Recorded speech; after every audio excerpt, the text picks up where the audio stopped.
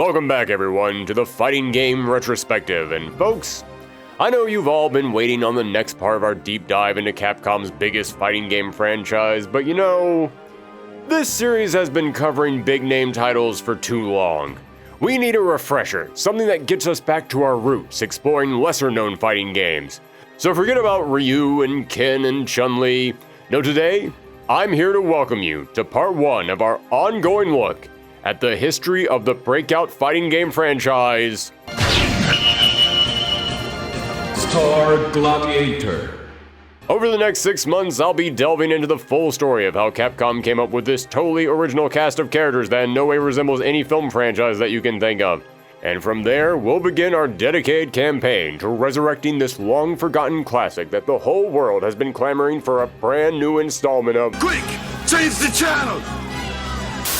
Welcome back, World Warriors, to the next part in the Street Fighter retrospective, and I know that the last time we left off on something of a cliffhanger. I mean, Street Fighter 3 sold horribly and the entire arcade fighting game scene was dying, resulting in Capcom for the very first time since 1987 not working on a new Street Fighter. So I'm sure you're wondering how this franchise could possibly have come back from all that, but before we get to that, there's one other weird corner of this franchise's history from the 90s that we need to address. I'm talking about Street Fighter the movie, and of course, Street Fighter the movie, the game. And you know what? Since we're at the halfway point in this retrospective, today I won't just be talking about the original Street Fighter movie. We're going to cap things off by doing a rundown of all the Street Fighter movies and shows. In other words, we've got a lot to cover today, so let's get ready for one of the craziest chapters in the story of Street Fighter.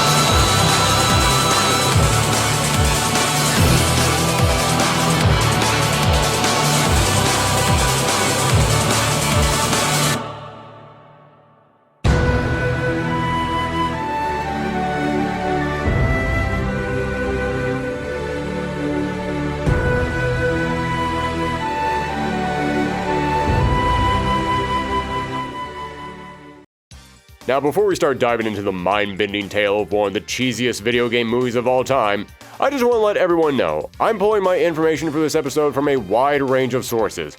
I always feel like it's important to quote my sources whenever I can, but I'll admit I do occasionally forget to mention them, and today I'm going to be pulling many different stories from multiple sources, so I'm going to lay them all out for you here at the very top of the episode so that way they all get mentioned.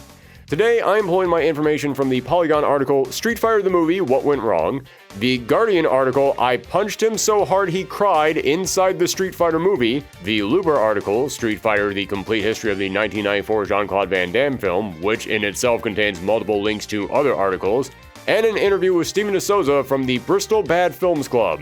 And that's just for the making of the film. There's even more that we're going to get into when we actually talk about the game based on the film, but we'll cross that bridge when we come to it.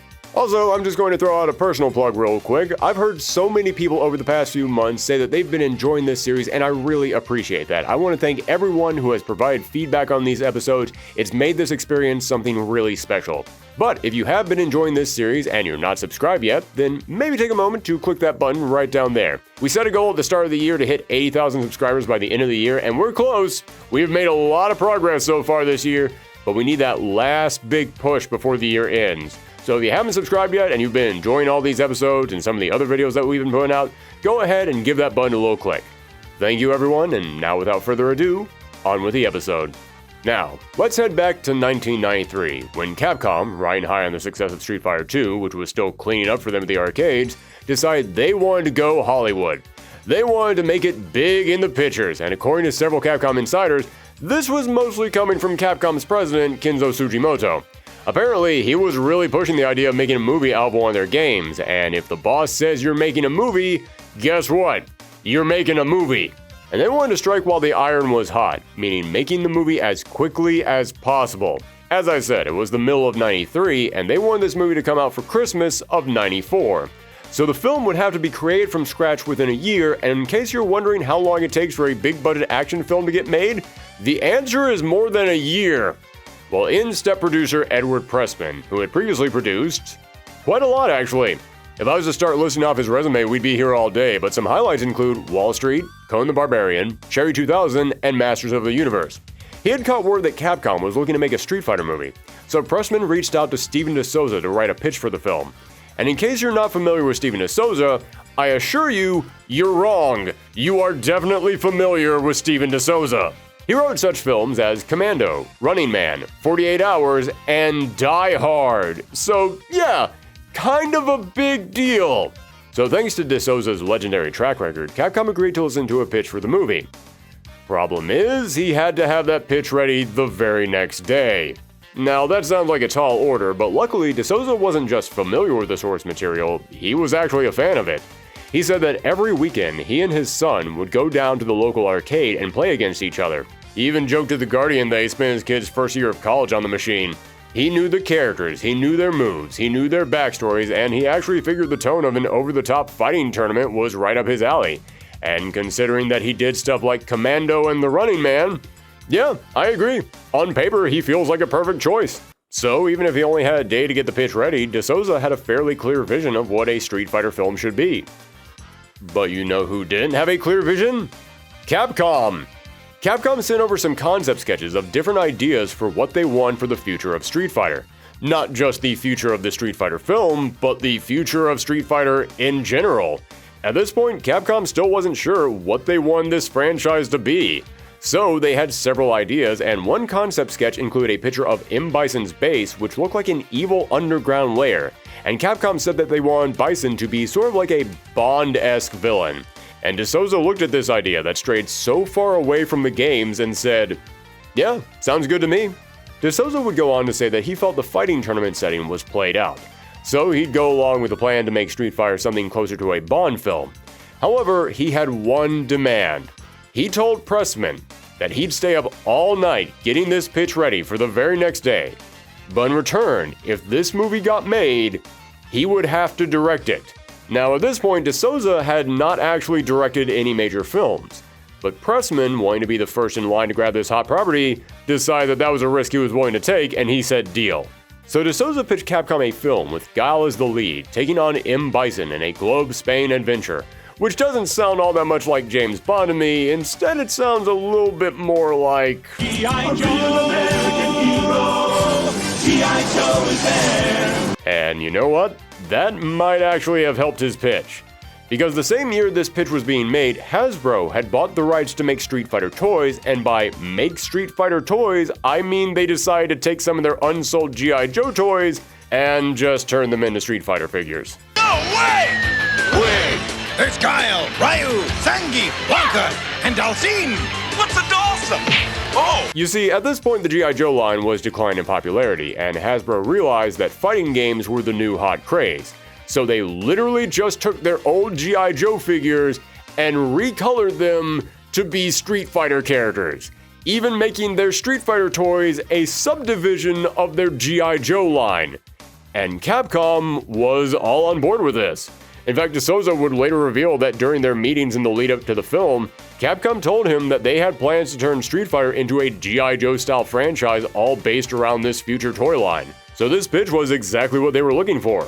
By the way, if you want to learn more about how G.I. Joe tried to rebrand itself as Street Fighter and what effects this could have possibly had on the movie, I highly recommend checking out this video from Cutscene. It's a channel on YouTube that's all about video game movies and what went wrong behind the scenes. It's a great channel, make sure to check them out and support them if you like what you see. So, DeSouza and Capcom were in agreement with the direction of this film. At least at first. After this, the divide started to immediately spread. For starters, Capcom wanted to include every single playable character from the game in this film. DeSouza said that would be a problem and they should stick with just 7 characters because that's the optimal number that an audience can remember. You go beyond 7 characters and people start to forget them. Capcom, however, disagreed with this, so DeSouza asked them if they could name the 7 dwarves. And none of them could do it. He asked a room full of people to name the 7 dwarves, and none of them could remember Bashful. Aw man, how you gonna do that to Bashful? You know that guy's got self-esteem issues, he doesn't need that. DeSouza said there's a reason it's the 7 dwarves, the 7 wonders of the world, the Magnificent 7, which was based on the 7 samurai. 7 is the magic number, it's the perfect size for a cast. It's the maximum number of things that anyone can keep in their mind while watching a movie.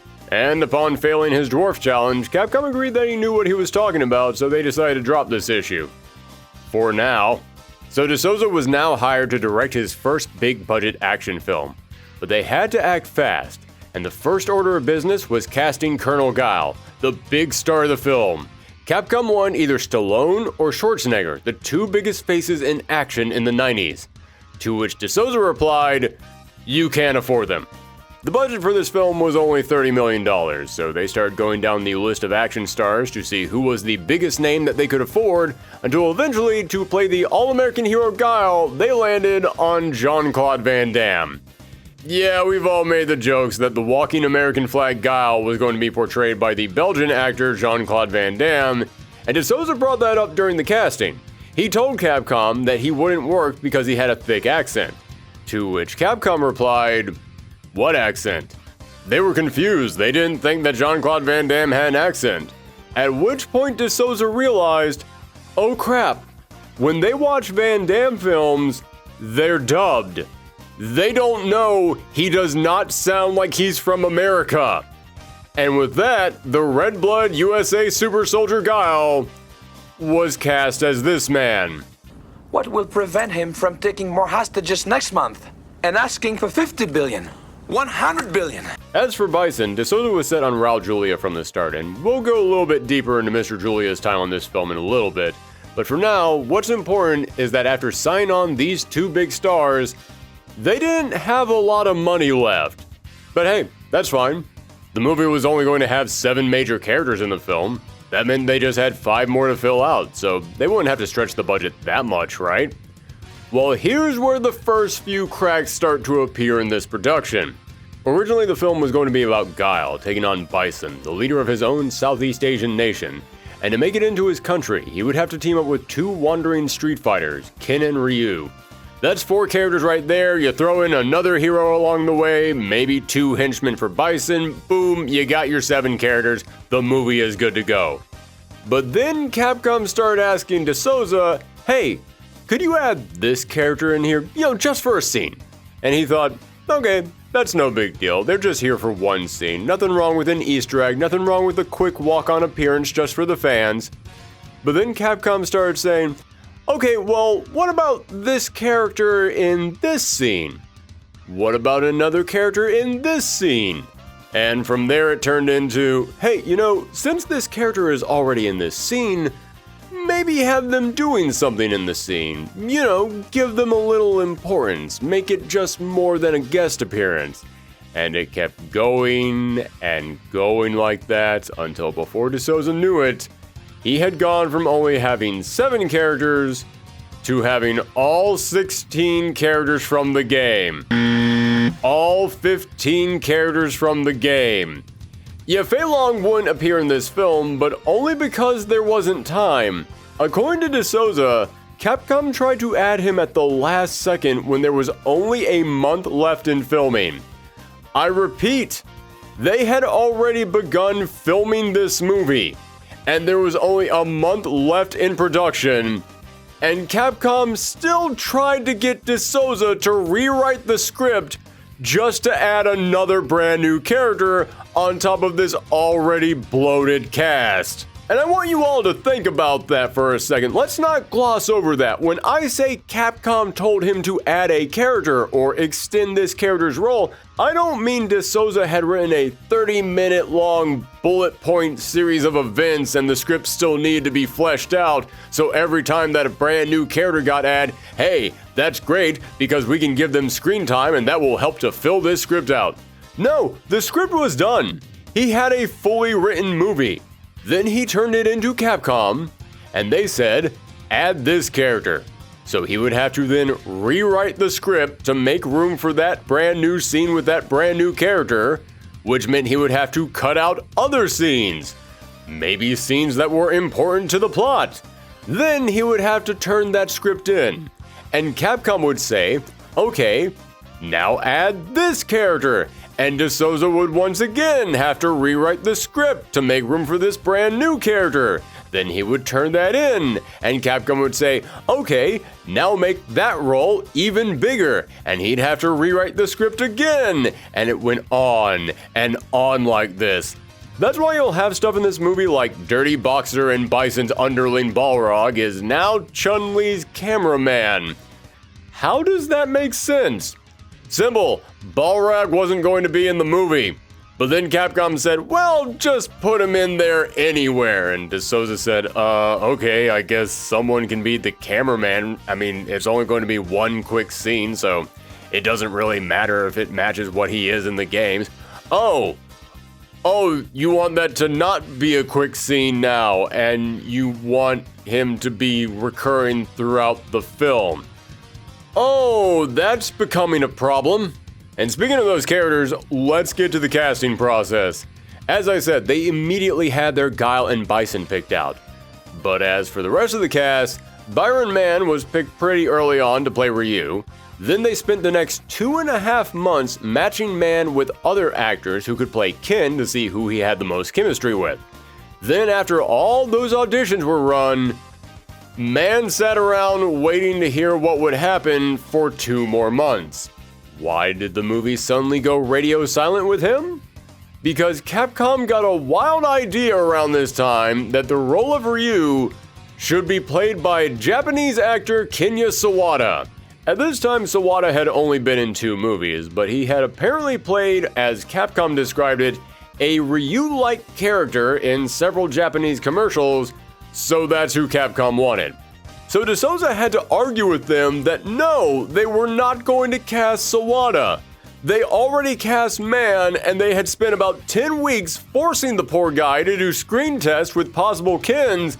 They weren't just going to call the guy up now and say, hey, sorry to spring this on you all of a sudden, but you're out of work now because the Capcom guys saw a commercial.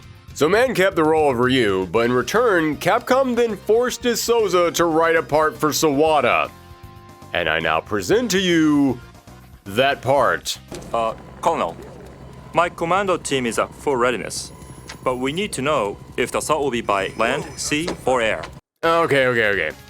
I know everybody makes fun of Sawada in this movie. He's one of the biggest running gags of this film. But I want to stress something. There's 2 sides to every story. And what I just described was DeSouza's experience with Sawada being cast in this film. However, back in 2020, a YouTube channel called Jim Conlon Chats did a string of interviews with various actors from the Street Fighter film, including with Kenya Sawada himself. And he clarifies that no, nobody reached out to him because he had been in commercials. He actually traveled out to America and tried every single day to get a part in this film, but he couldn't get an appointment with anyone in the studio. But then one day, after weeks of trying, he found Edward Pressman, and he then proceeded to demonstrate for him and his kid live there on the street some of his martial arts moves. Pressman and his kid were both won over by this, and they contacted Capcom, and Capcom then went, hey, yeah, we know him from those commercials, and that's how he got into this film. So yeah, I just want to clarify that because, yes, for DeSouza, this was Capcom coming to them with another demand for another character to be added to this film. For Sawada himself, this was actually something he had fought and worked for a long time. So, you know what, Sawada? You're alright in my book. Although I will go ahead and apologize for the jokes that I have coming up later in this script when we talk about the video game. But this whole Sawada Ryu thing wasn't the only casting problem that they would run into. The movie began pre-production in Australia before packing up to head to Thailand for the next 6 weeks of shooting before returning to Australia for the final 4 weeks, and it was while they were on the plane that De Souza realized, oh crap, we don't have a Cammy yet. Yeah, remember, De Souza had to keep rewriting this script over and over because Capcom wanted him to keep adding more characters, so as a result, he eventually ended up adding a character when filming was about to begin, meaning they didn't have time to cast them. So they decided to cast Australian pop idol Kylie Minogue. Why Kylie Minogue? Because she was on the cover of a magazine that was on the plane De Souza was flying in on his way to Thailand. That's how pressed for time they were. They were literally casting people based on who they just happened to see on their way to the set. If one of the flight attendants had snuck her headshot under De Souza's in-flight meal, she'd have been cast as Cammy in this movie. Now, as I said, the movie was going to have a 10-week-long shoot. 6 weeks in Thailand, 4 weeks in Australia. Now, how long it takes to actually shoot a movie varies greatly depending on several factors. It can be anywhere from 40 to 100 days on average, so this 10-week schedule was coming in around the middle of that range. But considering how big this cast now was, and how Capcom kept adding more stuff into the script, requiring more rewrites and more reshoots, yeah, it'd be safe to say this schedule was going to be a little bit rushed. But where the problem with the schedule really started to pop up was with the choreography. Yeah, outside of Jean-Claude and a handful of other smaller roles, most of the actors had no idea how to fight, so they would have to be trained on set. But as the cast got larger and the budget got smaller, there was less and less time for training. So they had to push themselves as much as possible during this very limited schedule, something that became excruciating at times. Chun-Li's actress, future sci-fi superstar and national treasure Ming-Na Wen, found the training so hard that she told IGN, quote, "I remember that was an incredibly intense schedule of working out and training and many tough, hard days fighting. And I remember saying to myself, I will never want to do another action project again." She would of course end up going on and doing several other action projects, but it did take her a while before she was willing to attempt it again. And this rush schedule led to many actors not getting the training that they needed. At one point, Ryu and Vega were supposed to get into a sword fight. You know, the kind of thing you really don't want to phone in. Probably want perfect timing and hours of practice for something like that. Or at the very least, you probably want to at least be told that you're going to do it. Unfortunately, there wasn't any time to prepare these actors for this, and Byron Mann told The Guardian, quote, "Then one day I was having lunch. An assistant director came over to me and said, 'Hey, are you ready for your knife fight?'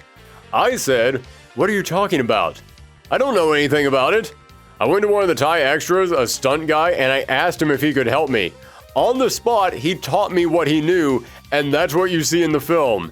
And it was a bladed sword. It wasn't plastic. I could have injured myself and others." So, okay. So far, actors are being trained until they drop, except for the times when they're not being trained, and those are the times in which they're almost killing themselves with real weapons. Not your typical filming experience. And this was when they were filming in Bangkok, which was providing its own set of problems. The heat and humidity were so torturous that these actors, who were supposed to be buff action superstars, were sweating so much that they were constantly losing weight.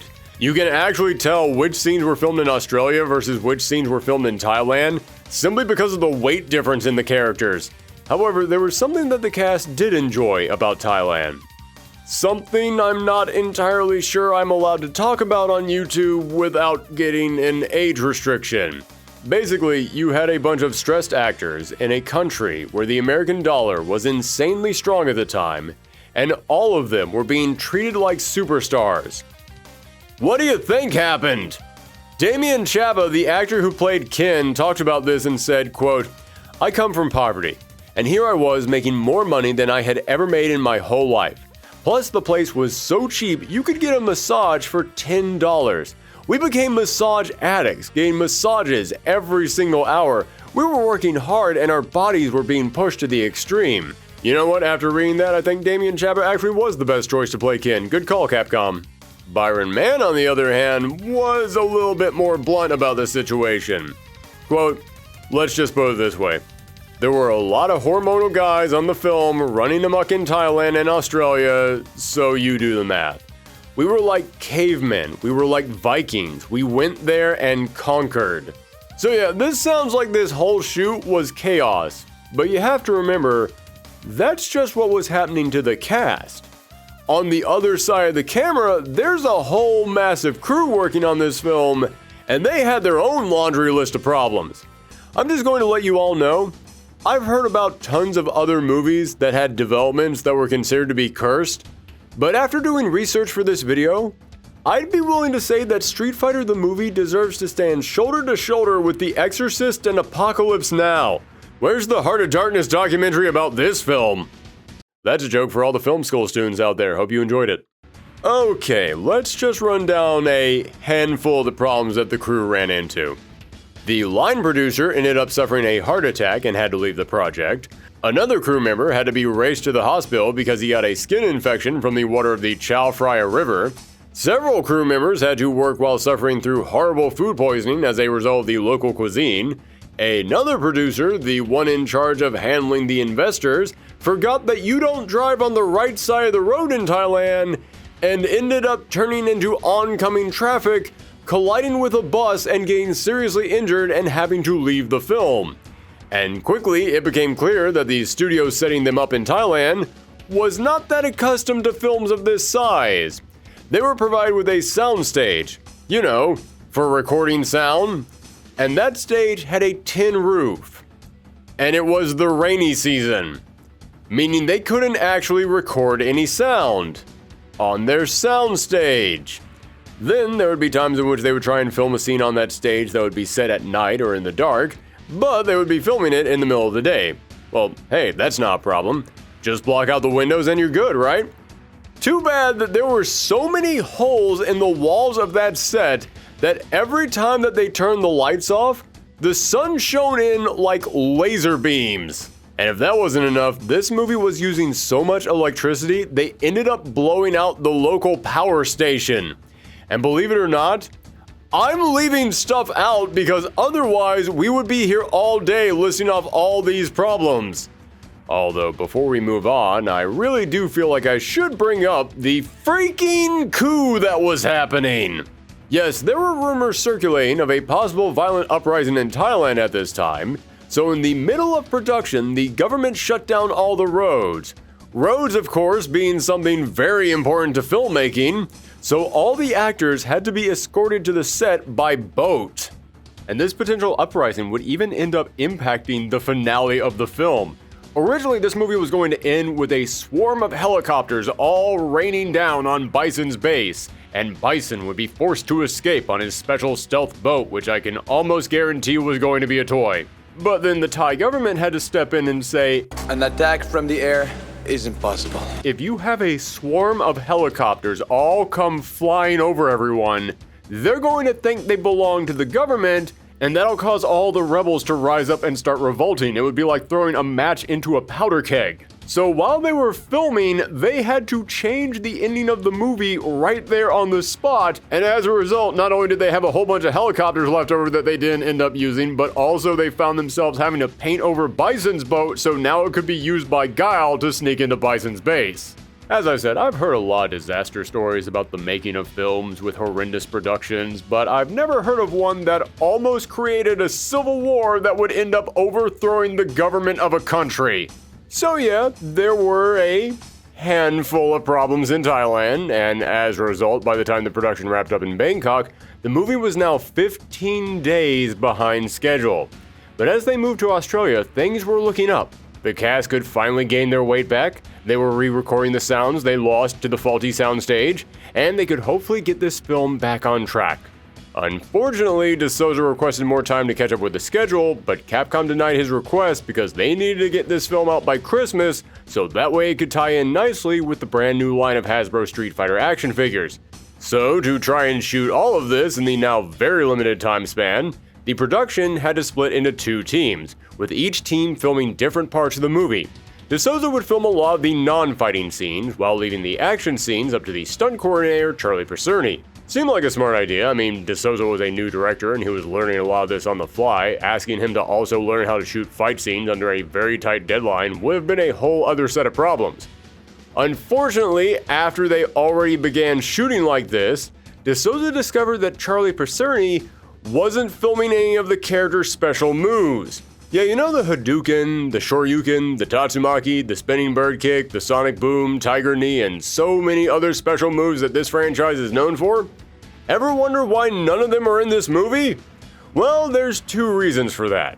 One of which I'll get to later, but the big reason is because Charlie Percerni was told to film these fight scenes and he didn't think the special moves looked natural, so he just didn't film them. Which, in all fairness, a person spinning upside down while doing the splits is not natural, so he kind of had a point, I guess. But Percerni wasn't a fan of Street Fighter, so he was just looking at these moves as their own standalone thing. He just looked at them and said, "Oh yeah, that looks goofy, let's not do that." He wasn't aware that special moves in Street Fighter is one of the most important parts of Street Fighter. You take that out and now it's just, I can't believe it's not G.I. Joe. So DeSouza said he'd go back and reshoot the scenes to put the special moves in there, but they didn't have time for all that, and this led to a giant argument between Percerni and DeSouza, with Percerni walking off the set. Byron Mann said that at one point during the filming, they just flat out didn't have a director. And he said it like, yeah, what are you gonna do? Which kind of sums up where everyone was at this point. They had gone through so much crap making this movie that when they made it to the set and they found out that they just didn't have a director anymore, they all just sort of shrugged and said, of course, why would we have a director? So during this time, cinematographer William Fraker, who had previously been cinematographer on Rosemary's Baby of all things, had to step in and shoot the movie until everything was resolved. So technically, this film had 3 different directors, one of whom was the writer of Die Hard, and one of whom was the cinematographer on Rosemary's Baby. I didn't expect the fusion of those two properties to create Street Fighter, but hey, I guess that's just how things work out sometimes. But eventually their time in Australia came to an end. Sadly, the script did not. When they were finished filming, they had 20 pages left to shoot. Typically, people will tell you that 1 page equals roughly about 1 minute of filming, although that can vary greatly depending on what you're filming. So that means roughly 1/5 of the movie was unfilmed. And so a month later, Capcom realized, oh, we really can't release a film with 1/5 of it missing. So they told DeSouza that he would be heading to Vancouver where they had rebuilt the sets. And they had 3 days to not only film the rest of the movie, but also tried to refilm some of the action scenes so that way they could fit the special moves in. And in those 3 days, they managed to get all of that shot, finally ending the production stage of this nightmarish development. And as bad as all that sounds, I'd like to remind everyone I'm still leaving stuff out. I didn't mention that in Thailand they blew up a set because they used too many explosives in an effect. I didn't mention when they went to Australia, one of the cast members got arrested for bringing steroids into the country. I don't even know who it was, their name has been kept secret, and I'm not even going to take a guess. I'm just bringing it up because it probably pushed production back even further when they had to bail out one of their stars from an Australian jail. Then again, that wasn't even close to the biggest drug problem on set. Yeah, it's time that we actually talk about this. During production of this film, amid all the other problems, there were 2 actors who were providing this crew with the most difficulties. Their 2 leads, Jean-Claude Van Damme and Raul Julia. Starting with Colonel Gao himself, all throughout the production of this film, Jean-Claude Van Damme was, as director Steven DeSouza told The Guardian, quote, coked out of his mind. Yes, during filming of Street Fighter, Van Damme was high on cocaine almost every single day. But I don't know, I mean, you can't really tell, can you? That bastard Bison! I know you like to look at yourself on television, you sick son of a bitch. So look at this. Okay, maybe you can tell a little. Now, I'm not trying to make light of Van Damme's struggle with cocaine. He's now cleared himself up, and he has spoken openly about it. But I do have to make it clear, he was on mountains of the drug while filming this. At his peak, he was doing an estimated $10,000 of coke a week. As a result of this, Van Damme was constantly missing from shoots. He'd have someone come to set and say, "Van Damme isn't feeling well today," and everyone knew that was code for, "He's hungover from a massive coke binge last night." As a result of this, they would have to reorganize everything on the spot to accommodate him. They'd have to think about what other scenes they could film that day that didn't require Van Damme. And if there weren't any scenes that they could film, they would have to invent scenes. They would actually have to write scenes on the fly that didn't require Van Damme because he was too high to come to set. And sometimes that scene would be a fight scene. A fight scene that they didn't rehearse. This fight with Ryu and Ken? Nowhere in the script. Jean-Claude just didn't show up that day, so they had to come up with something, and this was what you got. It became so bad that they had to hire a handler for Van Damme, like he was a wild animal. A wild animal on cocaine. A cocaine bear, if you will. Except that rather than reining Van Damme in, Van Damme got the handler high on coke as well. Yeah, there's two versions of this story. One is that the handler was actually a pretty big party animal himself, and he took the job as handler not so that way he could keep celebrities away from drugs, but so that way he could provide them with drugs and then hang out and do drugs with these celebrities.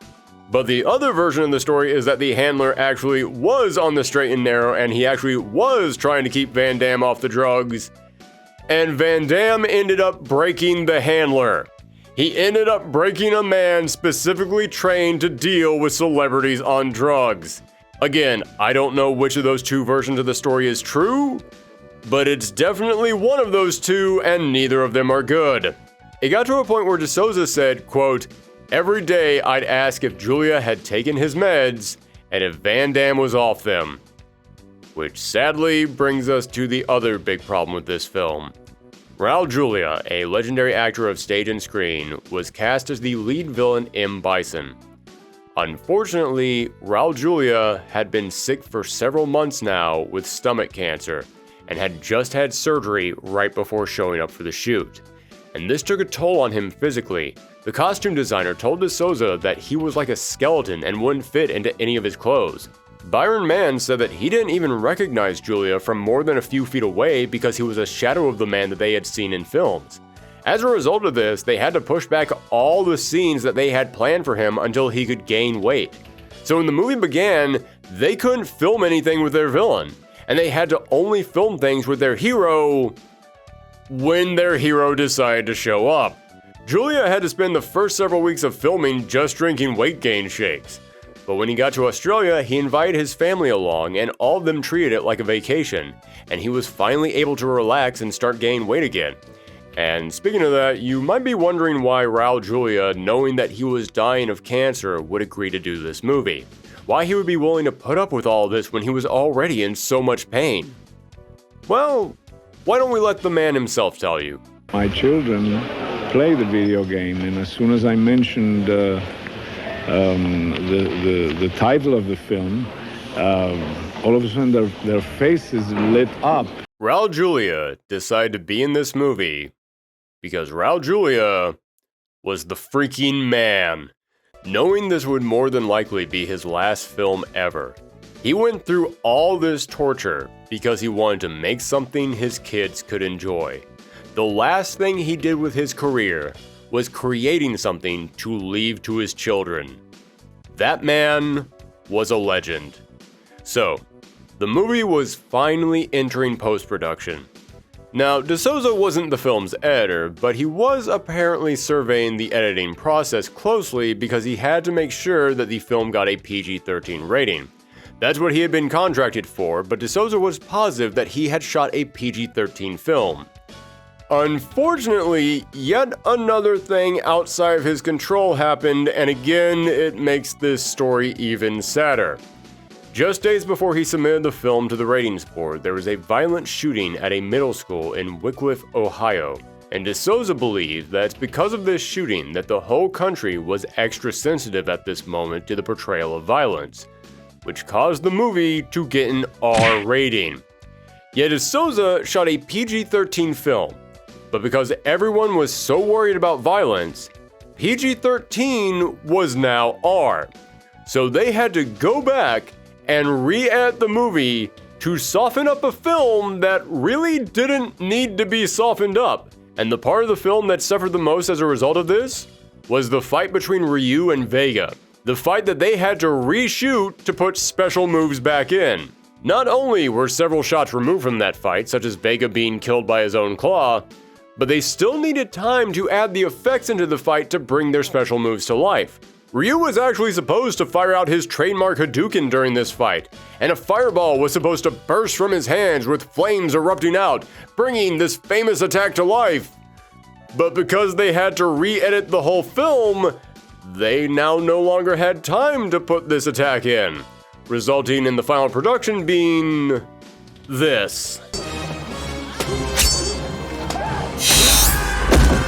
I remember watching this movie as a kid thinking, what is this?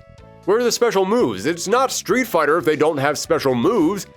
And then we got that one shot, and I was so desperate for something that I freaked out. It was a Hadouken! I think, yeah, it was a Hadouken, alright. Yeah, this is a Street Fighter movie now. I guess? I was so desperate to see a special move in this game, I was willing to take a frame of white on screen and call it a Hadouken. So they re-edited the entire movie, resubmitted it, and the MPAA got back to them with their new rating, PG. Yeah, they edited too much. They overshot their goal and now the movie was too soft. But there wasn't time to now go back and re-edit the film again. So De Souza had to break open the in case you get a PG rating glass, and he called up Van Damme and got him to re-record one additional line. 4 years of ROTC for this shit. Yep, that line is not in the script and was not recorded during the initial filming. It was re-recorded just weeks before the film came out, just so that way the MPAA would be forced to bump the rating back up to PG-13. And so the film was finally released. It had its premiere at Capcom's US office in Sunnyvale, California, although it wasn't the big dynamic premiere you'd hope for. Van Damme wasn't there, Raul Julia wasn't there, Kylie Minogue wasn't there. At one point, MC Hammer, who did a song for the soundtrack, showed up, although he didn't leave his car and just blasted the song on the speaker, then drove off, fulfilling his contractual obligation. And that's a pretty good summation of how the film would do. It was savaged by critics and audiences alike. Although financially, the movie did alright, making $99 million in its theatrical run. So, with a budget of $30 million, even if they double that for advertising, they still made a pretty decent profit. But the poor reception and nightmarish production soured Capcom from attempting this again for many more years. Now, like with any of the things that we talk about here in these retrospectives, I have to throw in my own 2 cents. I remember when the movie came out, I was really disappointed in it because, well, yeah, it wasn't Street Fighter. I kept asking where were all the special moves and why wasn't anybody acting like themselves? I mean, you have Chun-Li, an Interpol officer, now being a news reporter. Balrog, a dirty boxer who worked under M. Bison, was now Chun-Li's cameraman, and renowned Japanese sumo wrestler E. Honda was Chun-Li's sound guy? And Hawaiian? Now that I know the story of how this movie was made, it's pretty clear that none of these characters were originally in this film. Maybe Chun-Li, but that's about it. And it's obvious that when Capcom kept telling De Souza, just slide this character in there somewhere, he would go, geez, there's no room for this character. Well, I guess somebody has to be holding the camera for Chun-Li.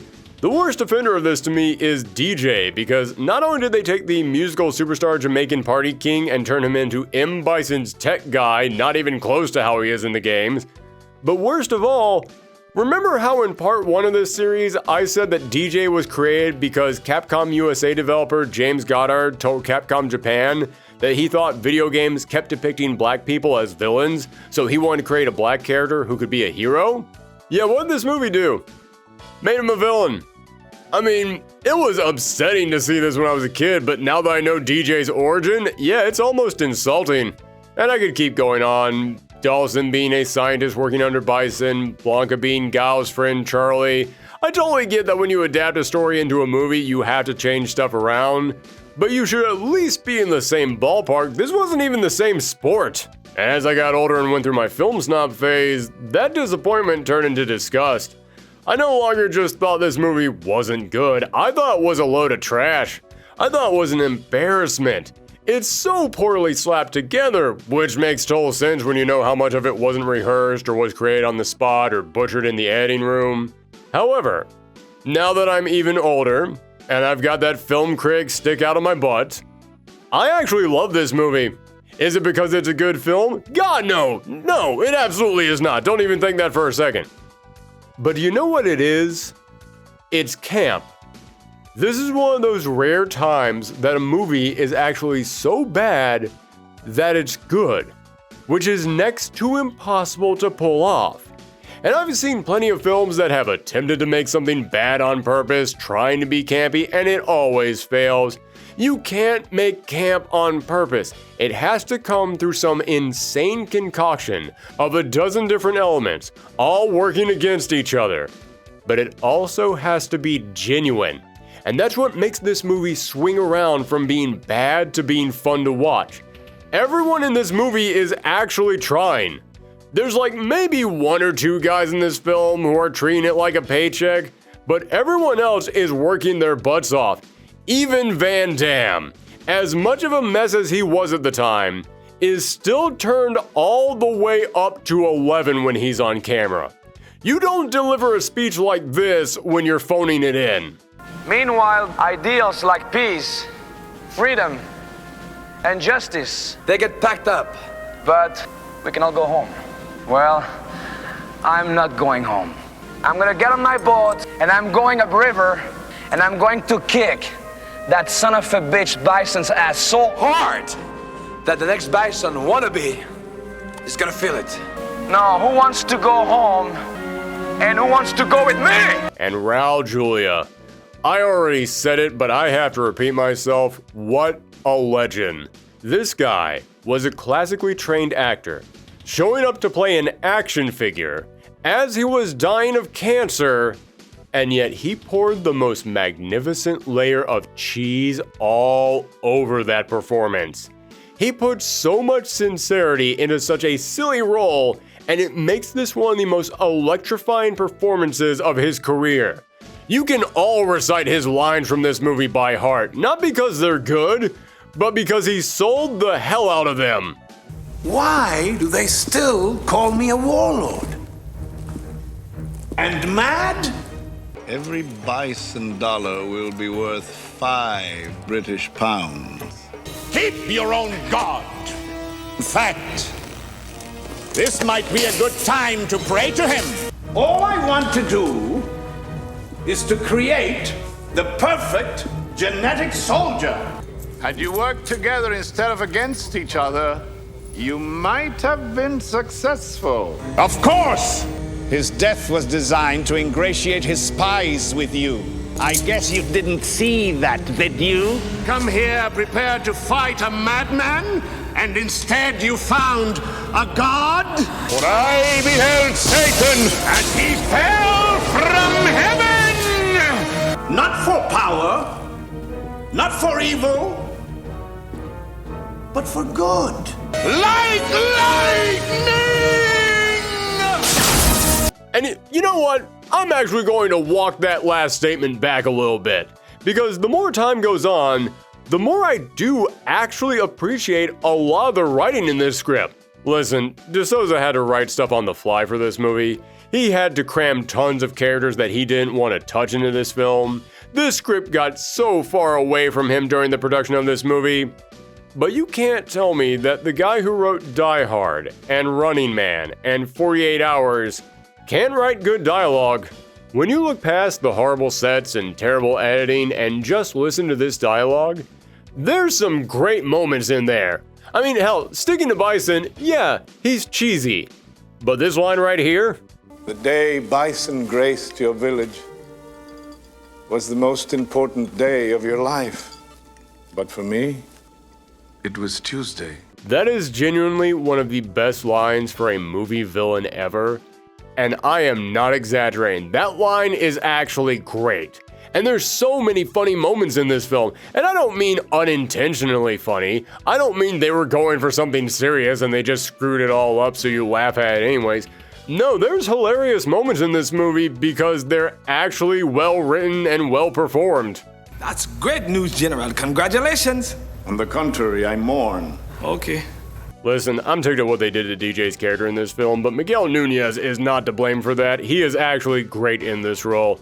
I salute you, Mr. Nunez. I'll always remember you for this movie, and for that time you got killed on the toilet in Friday the 13th Part 5. Ooh Baby is still a banger. And of course, if we're talking funny moments in this movie, I will never not laugh out loud when I see this scene of Bison being attacked, and Zangief says, Quick! Change the channel! I have no idea what De Souza's original script looked like, but moments like this show his talent and original ideas shining through all the messy rewrites. So no, this movie is not good. But will I watch it if it's on TV? No, because it's 2023 and nobody watches TV anymore. But if I went over to somebody's place and they were already watching it, heck yeah, I'd join them. I'd pop some popcorn and we'd laugh and have a good time at it. And making a bad movie that can be turned around to be genuinely enjoyable, that's something special. And if that ends up becoming the legacy of Street Fighter the movie, there's a lot of worse things you could be known for.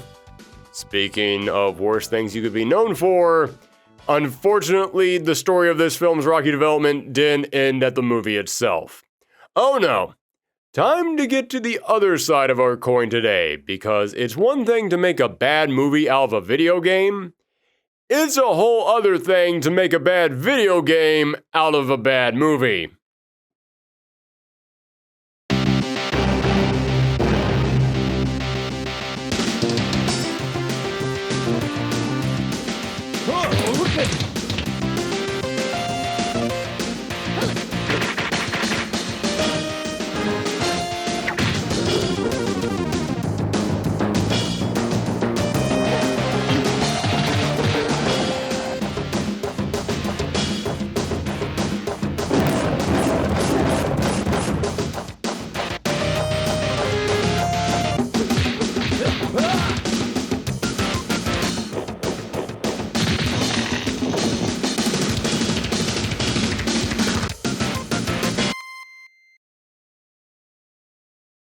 We now come to Street Fighter the movie the game, or if you were in Japan, you would know it by the far superior name, Street Fighter Real Battle on Film.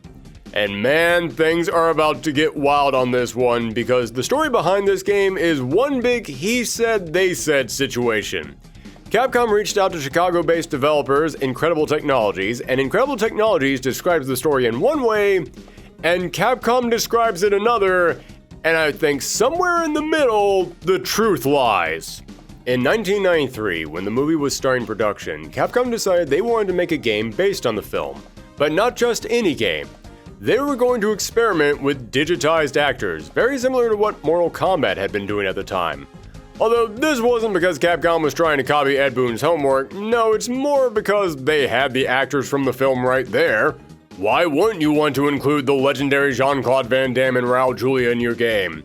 That just seems like a massive selling point just sitting right there on the table. Well, around this time, Chicago was becoming a big scene in America for video game production. So Capcom headed to the Windy City to establish the pinball company GameStar. Well, not that far from the new GameStar headquarters was Incredible Technologies. Now, IT had made a handful of games, most notably the fighting game Time Killers,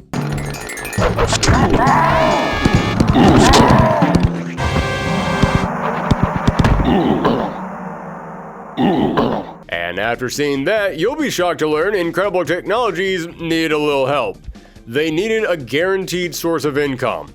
So when Capcom moved into town, Incredible Technologies president and CEO Elaine Hodgson went over to their new neighbors and started proposing several games that they could make together.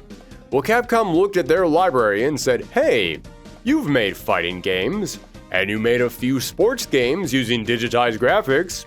Well, do we ever have a proposal for you? Yes, so thanks to Incredible Technologies' experience in this area, this little struggling game developer was able to land a deal with one of the titans of the industry. Although there was another reason why Capcom gave them this job. Because Capcom didn't want to do it. Yes, this is where things start to get interesting, because I'm pulling this information from two different sources.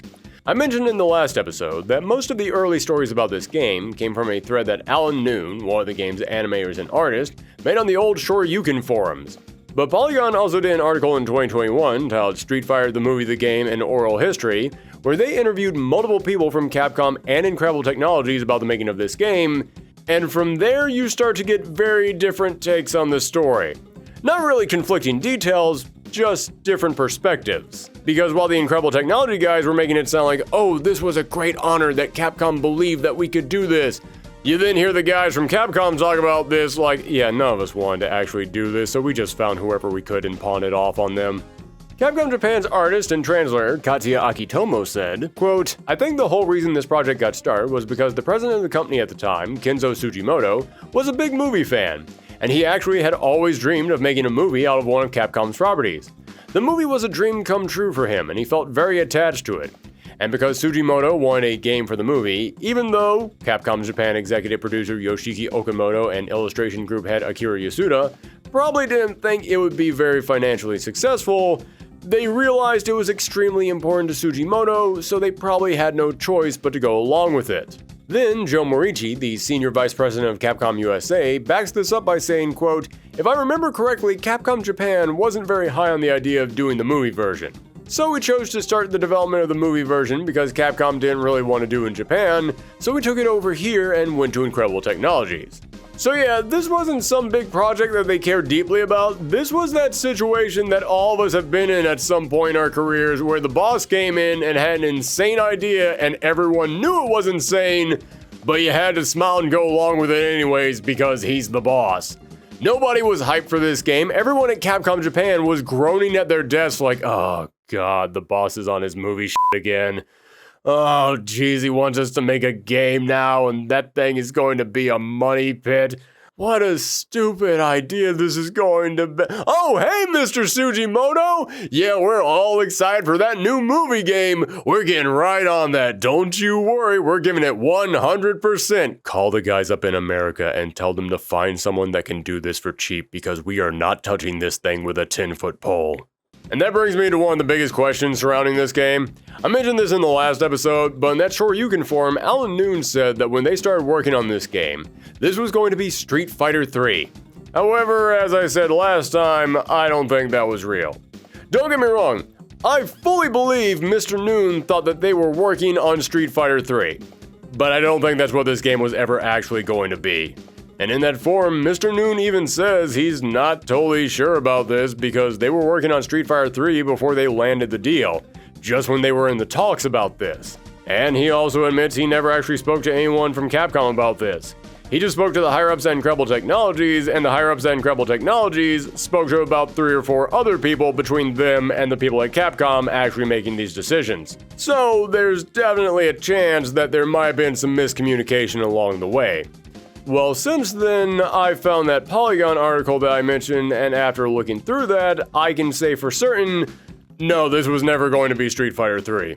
As I said, this article interviewed several people from both Incredible Technologies and Capcom, and I love this because IT CEO Elaine Hodgson said in a very professional manner that she has no memories of this ever being called Street Fighter 3. It was always meant to be a movie spin-off. Maybe somebody else had some knowledge that she wasn't privy to. She doesn't want to invalidate anybody else's claims and say that anybody else was wrong, but as far as she is aware, it was never going to be Street Fighter 3.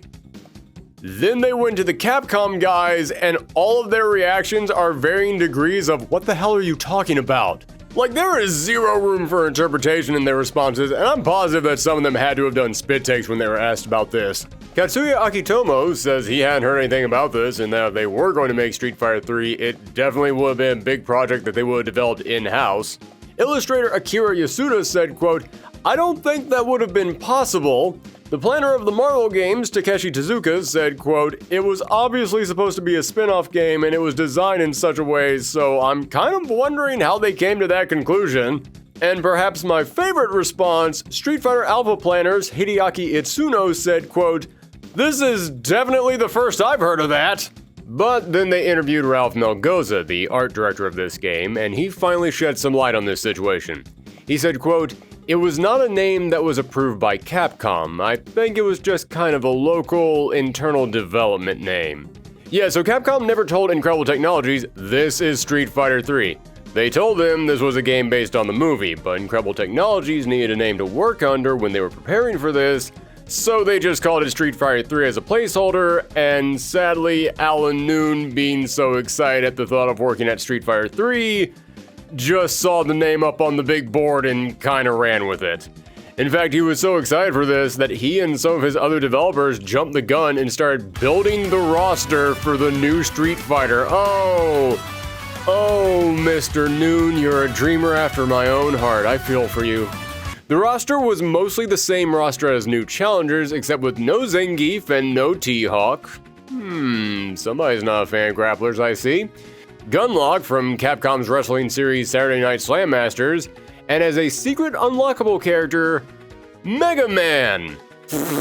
Yeah, right. Mega Man in a Street Fighter game, locked behind some kind of a crazy requirement? Ha! Yeah, that'd be ridiculous. Tune in next episode. So yes, this game was just going under the temporary name Street Fighter 3 until they had an official name, and that was something 100% on Incredible Technology's side. Capcom had no idea about this. And apparently, they kept this name around for a while because thanks to one of our followers, Fizz, they shared with me an interview Van Damme had with Disney during the filming of the movie, in which he did refer to the game as Street Fighter 3. And on top of that, in the director commentary for the Street Fighter movie, director Steven DeSouza also refers to this game as Street Fighter 3. Now, of course, this movie has led to the new video game called Street Fighter 3, based on this movie, with digitized footage of our entire cast that we shot while we made this movie. The point I'm trying to make here is, no, this was never meant to be Street Fighter 3, it was always meant to be a movie tie-in. But don't be too hard on Alan Noon for getting that wrong. Everyone on this set was getting that wrong. So Incredible Technologies landed the deal to make this movie tie-in game, and they started to immediately realize that the problems hitting the film's development were also going to hit them. Remember how I said DeSouza had to keep rewriting the script because every week Capcom came to him and said they had new ideas? Yeah, well, the game's art director Ralph Melgoza confirmed just how different the initial story was, as he reported to Polygon that when they got the original version of the script so that way they could know what they were working with, it was completely different. Quote, "It was Ken and Ryu, almost like a buddy flick, or not even a buddy flick, but the story centered around them, right? And Ken was kind of this miscreant, the kind of roguish character getting them into trouble. Ryu was the one that was the honorable guy who was kind of helping his buddy get out of all these messes. So it was a little more interesting. Then it turned out to be something totally different. Granted, the story for the movie that a fighting game tie-in is being made for probably doesn't actually matter that much to the production of the game itself, so it didn't hurt the game too much. I just find it interesting how much this movie changed over time. Also, I enjoy imagining just how jarring it must have been to the Incredible Technology team when they showed up to the set and saw what the movie actually was. Speaking of that, let's get to the production itself. Incredible Technologies, which I remind you was a very small company, sent their team over to Australia to capture footage for the game. The team was made up of only 5 people, 2 of whom were the owners of the company, and they were expected to capture all this footage within 2 weeks. Alright, that sounds rough, but at first it wasn't too bad. I repeat, at first. They set up shop in a blue screen studio right next to where they were shooting, and they got to hang out with the actors, got to play around in a studio far larger than anything they'd ever worked with far better equipment. It was a great experience. They even met the president of Capcom, Kenzo Sugimoto. It was during a big meeting between the actors and the producers. Everyone came together and Kenzo Sugimoto started talking about what a success the film would be, and about how Street Fighter was the game that made Capcom what it is and had made them over $1 billion and was just this constant source of income bringing in more and more money. Hey, remember all that torture I said those actors had been put through in Thailand right before arriving in Australia for this shoot? What do you think happened when the guy who was funding this film started bragging about the millions of dollars this property had made them? You got paid? all the actors decided that they wanted more money. Yeah, they heard how much Street Fighter made and they thought, wait, if you're using our images in this game, shouldn't we be getting royalties on that? This was still at the dawn of digitized actors in video games, so there wasn't any kind of rules for this, and the actors were now realizing what a bad deal this was for them. But what was Capcom supposed to do? Pay the actors more money? Yes! Yes, you should! Pay your actors for their work, especially if you're making billions of dollars, you greedy a-holes! That's weird. It sounds almost as if I was referring to something topical that had been in the news for the past several months. Can't imagine what. So this 2-week shooting schedule ended up taking 6 weeks, as Incredible Technology's team basically just had to sit around and wait. They had to let the actors negotiate with Capcom. Then one by one, they would come in and shoot their scenes, but not every day would end with someone finishing their negotiations, so some days they'd just be left sitting there, doing nothing. But eventually they were able to get all the actors to show up. Mostly, but we'll get to that later. And the staff at Incredible Technologies had very nice things to say about each of these actors. Except for one, and God bless whoever edited all the interviews together for that Polygon article I mentioned. As I mentioned before, they interviewed CEO Elaine Hodgson and art director Ralph Melgoza. And when asking about the actors, both of them talked about how good it was to work with them and how nice all of them were, until they get to the topic of Jean-Claude Van Damme. Elaine Hodgson was asked about him, and she said he was incredibly professional on set. He knew what they were doing, could handle all the physical work that they needed him to do, and concluded by saying, quote, "I remember going to his dressing room while they were getting ready to do this, and I was kind of starstruck actually, and he was very gracious, but we only had limited interactions with any of them, so it was nice, it was good." The interview then jumped directly to Ralph Melgoza, who began his statement with, and I quote, "That guy was such an asshole." Mwah. That's some good smash cutting right there. Whoever edited that together, no notes. Perfect. Yeah, Melgoza said that he saw Van Damme being rude on set and leaving during filming to go and drink in his trailer, halting the filming for hours. However, Melgoza does admit that he was good while they were recording for the game. But he also says that was more than likely just because the choreographer Leif Marweed kept, quote, stroking his ego. So yeah, even though Melgoza had problems with Van Damme on the set, all the actors who showed up were very professional. Oh yeah, about that, you might have noticed that a handful of characters from the film don't appear in the game. Well, Dalsim was never going to be put in here, but T-Hawk was supposed to be in the game. However, on the day Greg Rainwater was supposed to show up, he just didn't. Yeah, nobody knows why he didn't show up, but I'd be willing to bet it had something to do with the contract negotiations. On that Shoryuken forum from Alan Noon, he mentioned that many of the actors would show up for their first digitizing session, and then they wouldn't return. So more than likely they said, yeah, I'm contractually obligated to be here, but now that I know that you're paying me chicken feed, I'm not coming by more than I have to. You get one take. In fact, Greg Rainwater wasn't the only actor who refused to show up at all.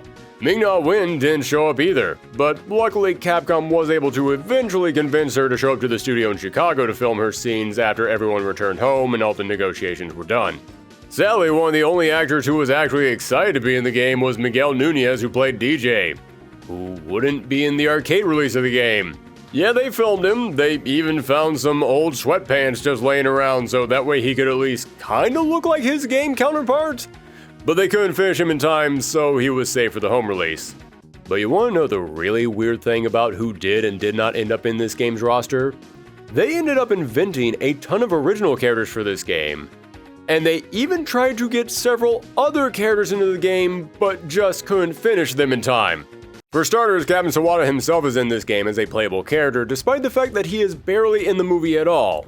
Why would you give a roster spot to someone so unimportant to the film? Because remember, the script for this thing was getting butchered left, right, and center and being rewritten almost every single day, and Capcom originally wanted a much larger role for Sawada. They wanted him to be the big face of this movie. It wasn't until after they started shooting that they realized, oh crap, this guy can't speak English. he's not exactly going to work in an English-speaking role. So they ended up cutting almost all of his scenes. But the Incredible Technology guys were always working about 3 or 4 scripts behind, so they still thought he was going to be an important part of the film. So they put him in the game and gave him one of the most memorable supers of all time.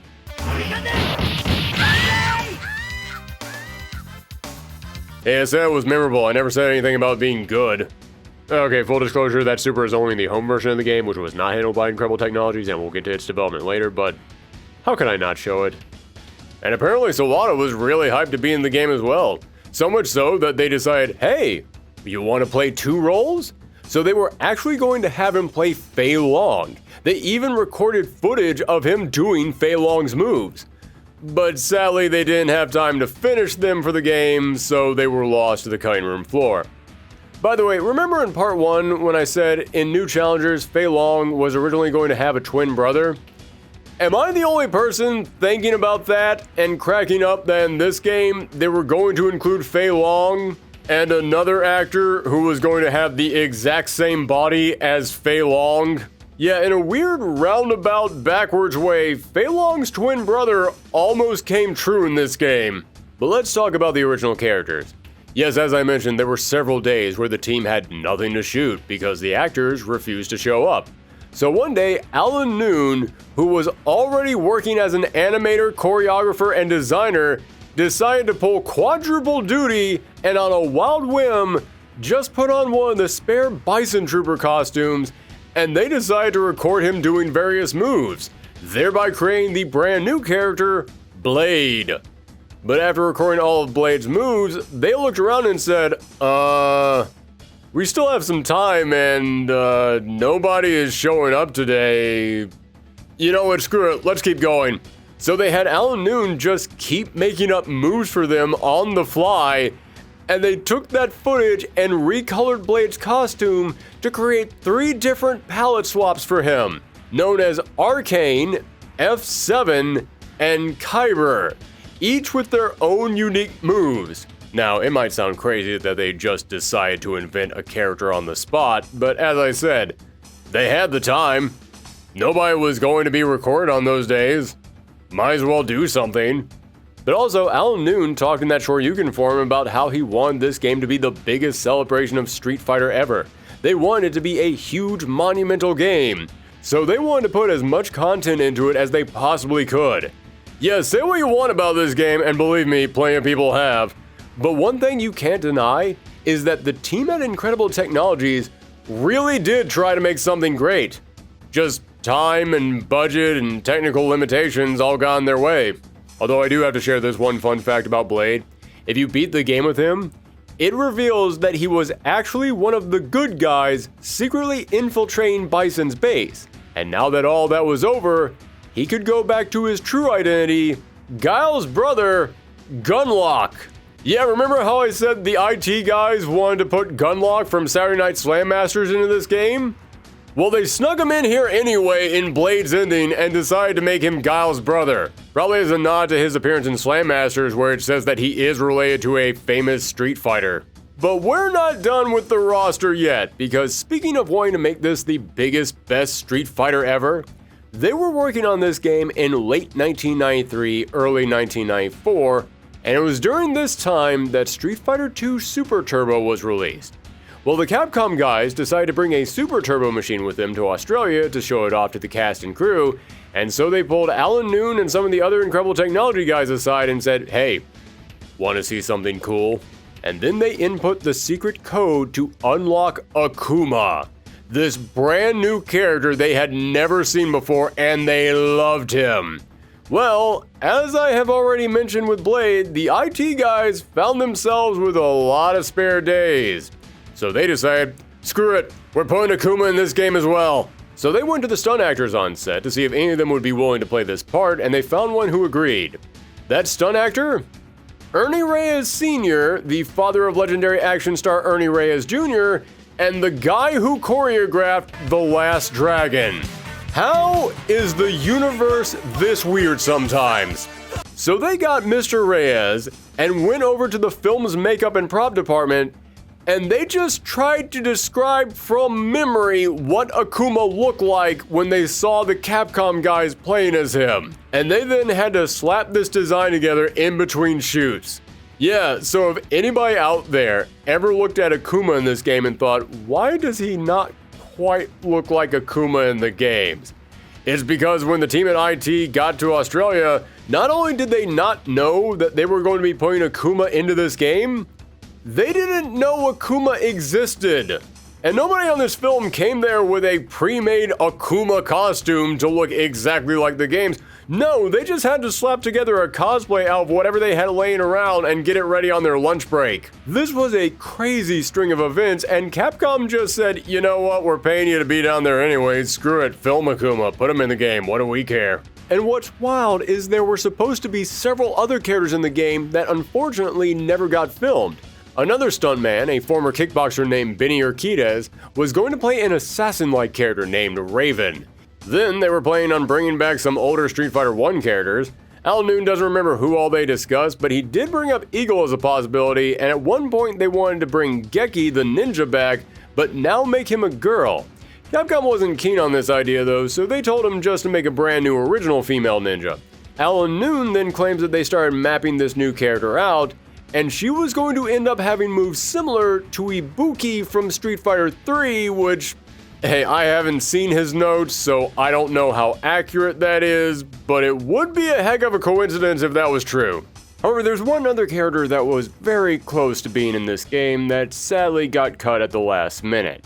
And if they had made it into this game, it would have made this one of the most notable entries in Street Fighter history. Yes, Shenlong, he returns again.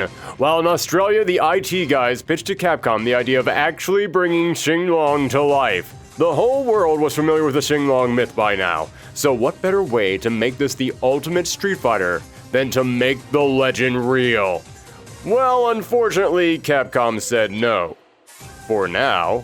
Because when they arrived back in Chicago, they had to set up a small temporary studio to record the footage for Chun-Li now that her contract issues were resolved. And as they were setting up the studio, they got a call from Capcom. Shenlong was approved. They got the green light and the greatest mystery man in fighting game history would finally live. According to Alan Noon, Shenlong would have black gi pants, a green quilted sleeveless gi top, long white hair in a big single braid, a long Fu Manchu mustache, and a black ribbon over his eyes because he had been blinded by Akuma. But wildest of all, one of his arms was going to be a green, scaly, spiked dragon arm. Noon said they chose this design because Ryu and Ken both had attacks named after dragons, so the idea was that their way of fighting was tapping into a dragon spirit, some kind of ancient dragon magic. And Shenlong was so far beyond them that he was now actually transforming into a dragon.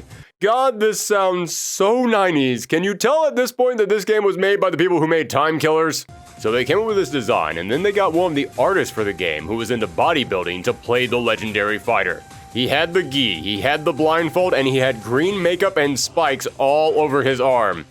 However, that part became a problem as they recorded for 6 hours and the hot lights in the studios caused the arm makeup to start melting, leaving green paint and fake horns dripping everywhere.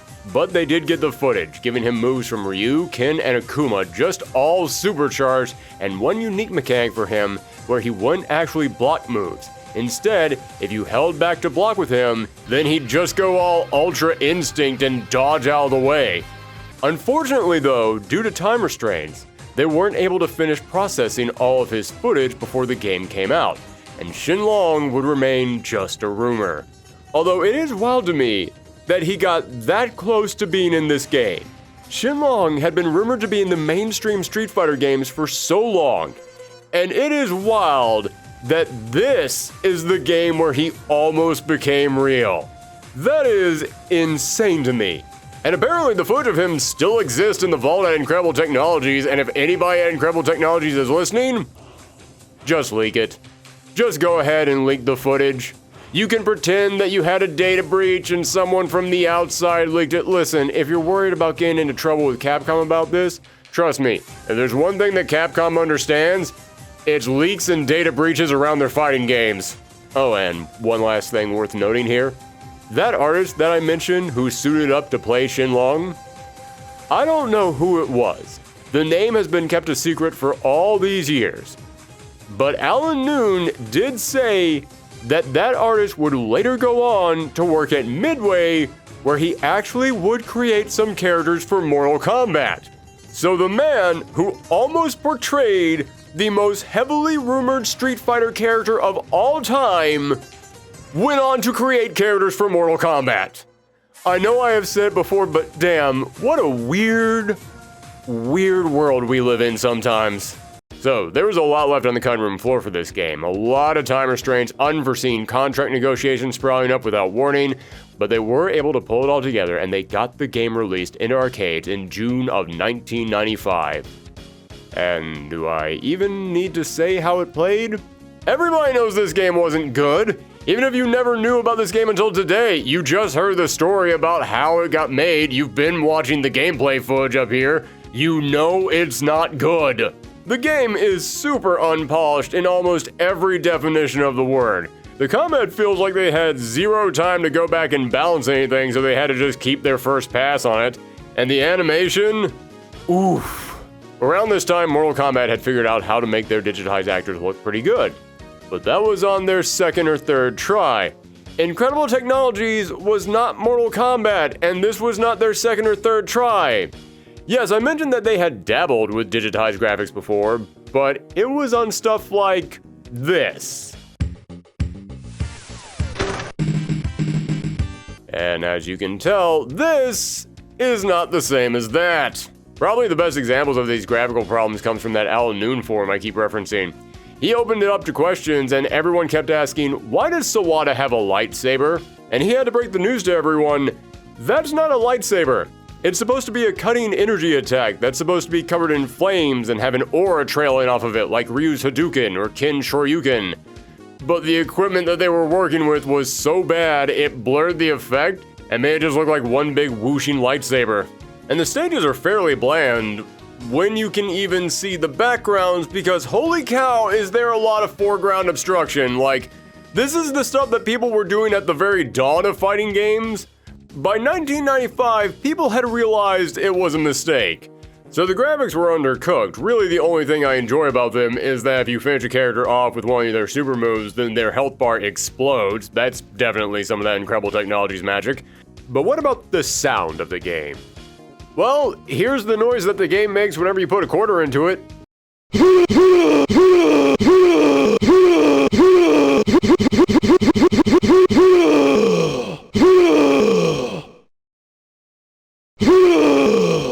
Yeah, that's a sound that I want to hear over and over again. Also, apparently many of the actors couldn't pronounce the actual names of these moves, so that's why you get stuff like Ken not saying Shoryuken and instead screaming out, Dragon! Hurricane! Again, most of these actors did not want to be here.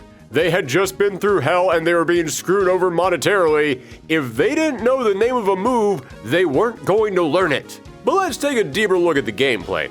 As I said, it didn't feel like they spent that much time trying to balance the game, or polish anybody's hitboxes or hurtboxes, as made obvious from the fact that almost every single character has an infinite and you can hit characters in, well, pretty much any direction.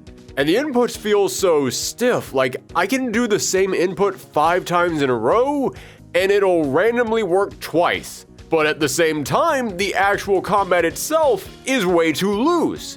Because it feels like everything can connect to everything else, and everything can cancel into everything else, and everything can juggle everything else, and they can do this in all directions, including changing directions mid-move. I had to look up footage of other people playing this game to make sure that the emulator I was using wasn't bugging out, because this is the id of fighting games, just pure unrefined stupidity.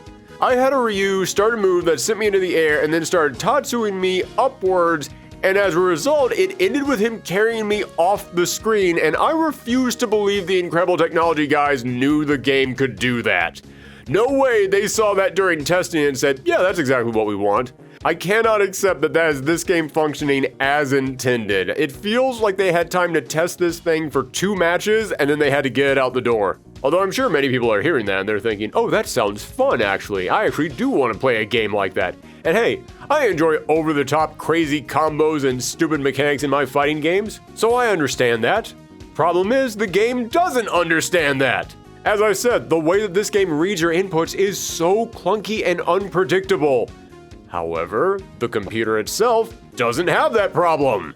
It can do all this crazy stuff just fine. So it feels like I'm playing a fast-paced, over-the-top anime fighter, but feels like I'm playing a character with a broken leg and they're stuck inside of a straitjacket that they're trying to wiggle free of.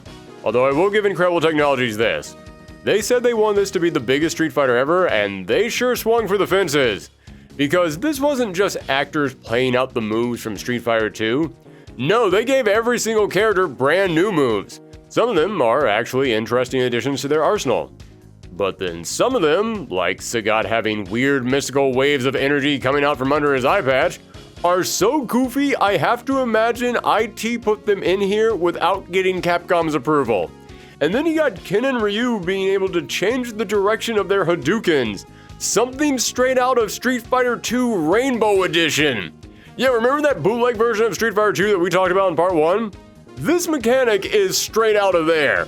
But then there are the special mechanics. You can sacrifice your super mirror to replenish some of your life. You can input a special move when blocking to do an alpha counter to knock the opponent off of you. Then there are even more moves that characters have, but you can only use them when your health is low to act as a comeback mechanic. Then each character gets 2 supers. A blue one that's like the Super Turbo moves where you can just do a bigger version of one of your special moves, and a red one that's a completely original attack. But the craziest mechanic in the game has to be the throw. Ah yes, the throw. One of the simplest mechanics in any fighting game. In this one, however, you need an advanced degree in physics in order to understand the basics. It starts out fairly simple. You go up to the opponent, you press forward and any attack button, and then you can do a throw on them. However, if you find yourself being thrown, you can then do an input by pressing up and a specific button, with each button being different depending on what character you're going up against. Meaning in this game, you don't just have to remember your own moves, you need to also remember the unique input for over a dozen other characters. But if you're being thrown, you can then press up and the specific button for the character you're going up against, and then you will counter their throw with your own throw. However, if you find yourself being counter-thrown, you can then respond to that by again pressing up and the specific button for the opponent that is counter-throwing you, and then you can counter their counter-throw with a counter-counter-throw. But there's one more layer to it, because if you find yourself being counter-thrown, you can then press down a specific button, again, every button different depending on the character you're going up against, and you will then perform the final counter-throw, known as Reverse Slam Master! Yeah, somebody at Incredible Technologies was a huge fan of Saturday Night Slam Masters, and they were going to reference it in here wherever they possibly could. And just to add one final cherry on top, there are secret modes in here. Just like how Mortal Kombat around this time was putting in special codes that you could input to change up the gameplay, Incredible Technologies was throwing in several of their own to create a tag team mode, invisible combat, and so much more. If there is one thing that I want to make sure that I get across about this game, it is that as unprepared as Incredible Technologies was to make this game, they tried their hardest to make up for it with pure moxie and enthusiasm. So this game hit arcades in June of 1995, and needless to say, it didn't do all that well. It didn't look nearly as good as other digitized fighters, the gameplay was severely broken, but there was one other little problem the game had. Did the date June of 1995 sound familiar to anyone? Because that's the same month that Street Fighter Alpha was released in arcades. I am not kidding. In the last episode, I mentioned that one of the big problems with Street Fighter 3 was that it was coming out around the same time as several other Street Fighter games. But it was at least separated from them by a few months. This game literally came out the same month as Street Fighter Alpha. Now, Maybe this wasn't intentional. Remember, Street Fighter Alpha was supposed to have a 3-month-long development period, but because that isn't humanly possible to do, it did get extended to 6 months.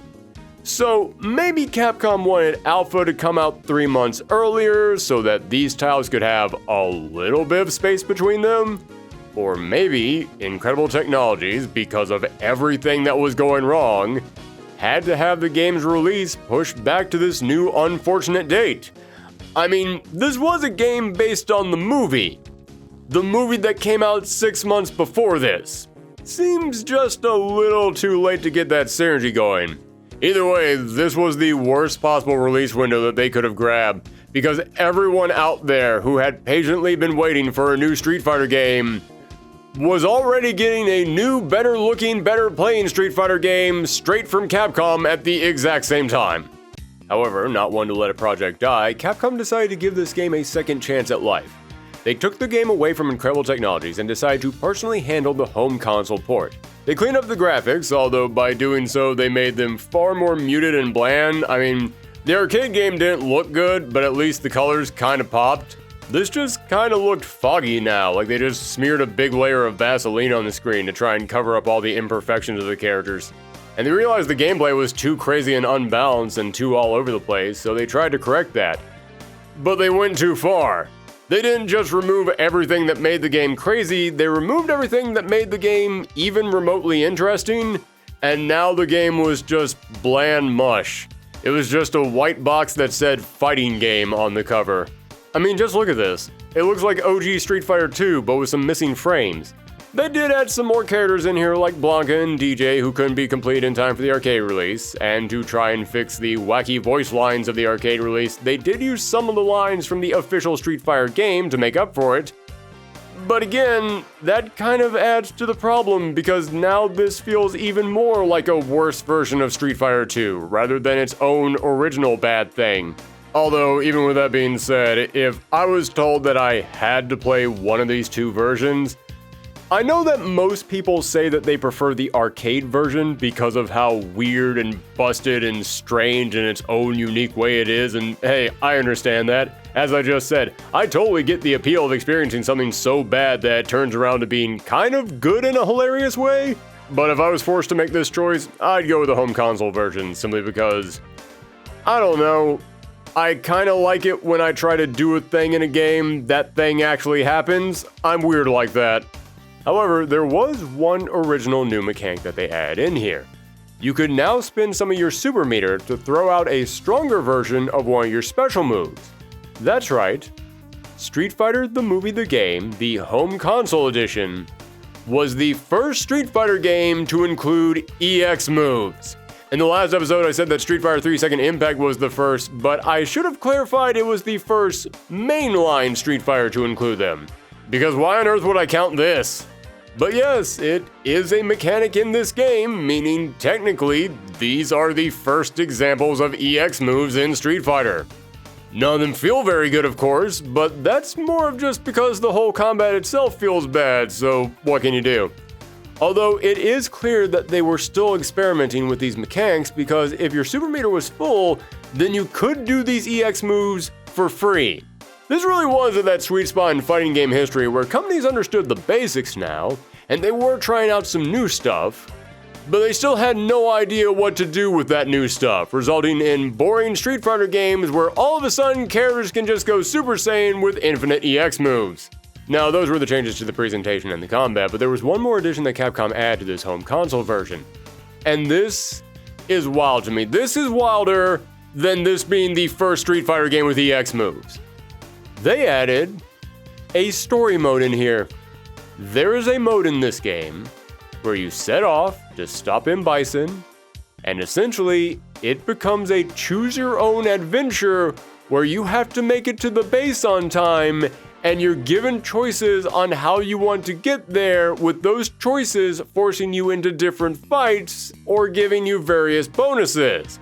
A choose-your-own-adventure single-player mode in a fighting game is a great idea, and it seems like a fairly simple mode to implement as all you would need is just text and a map of various fights that you could take, and it would encourage replayability, as you would want to see what brand new routes you could take and what your decisions could end up changing and what brand new bits of story you might be missing.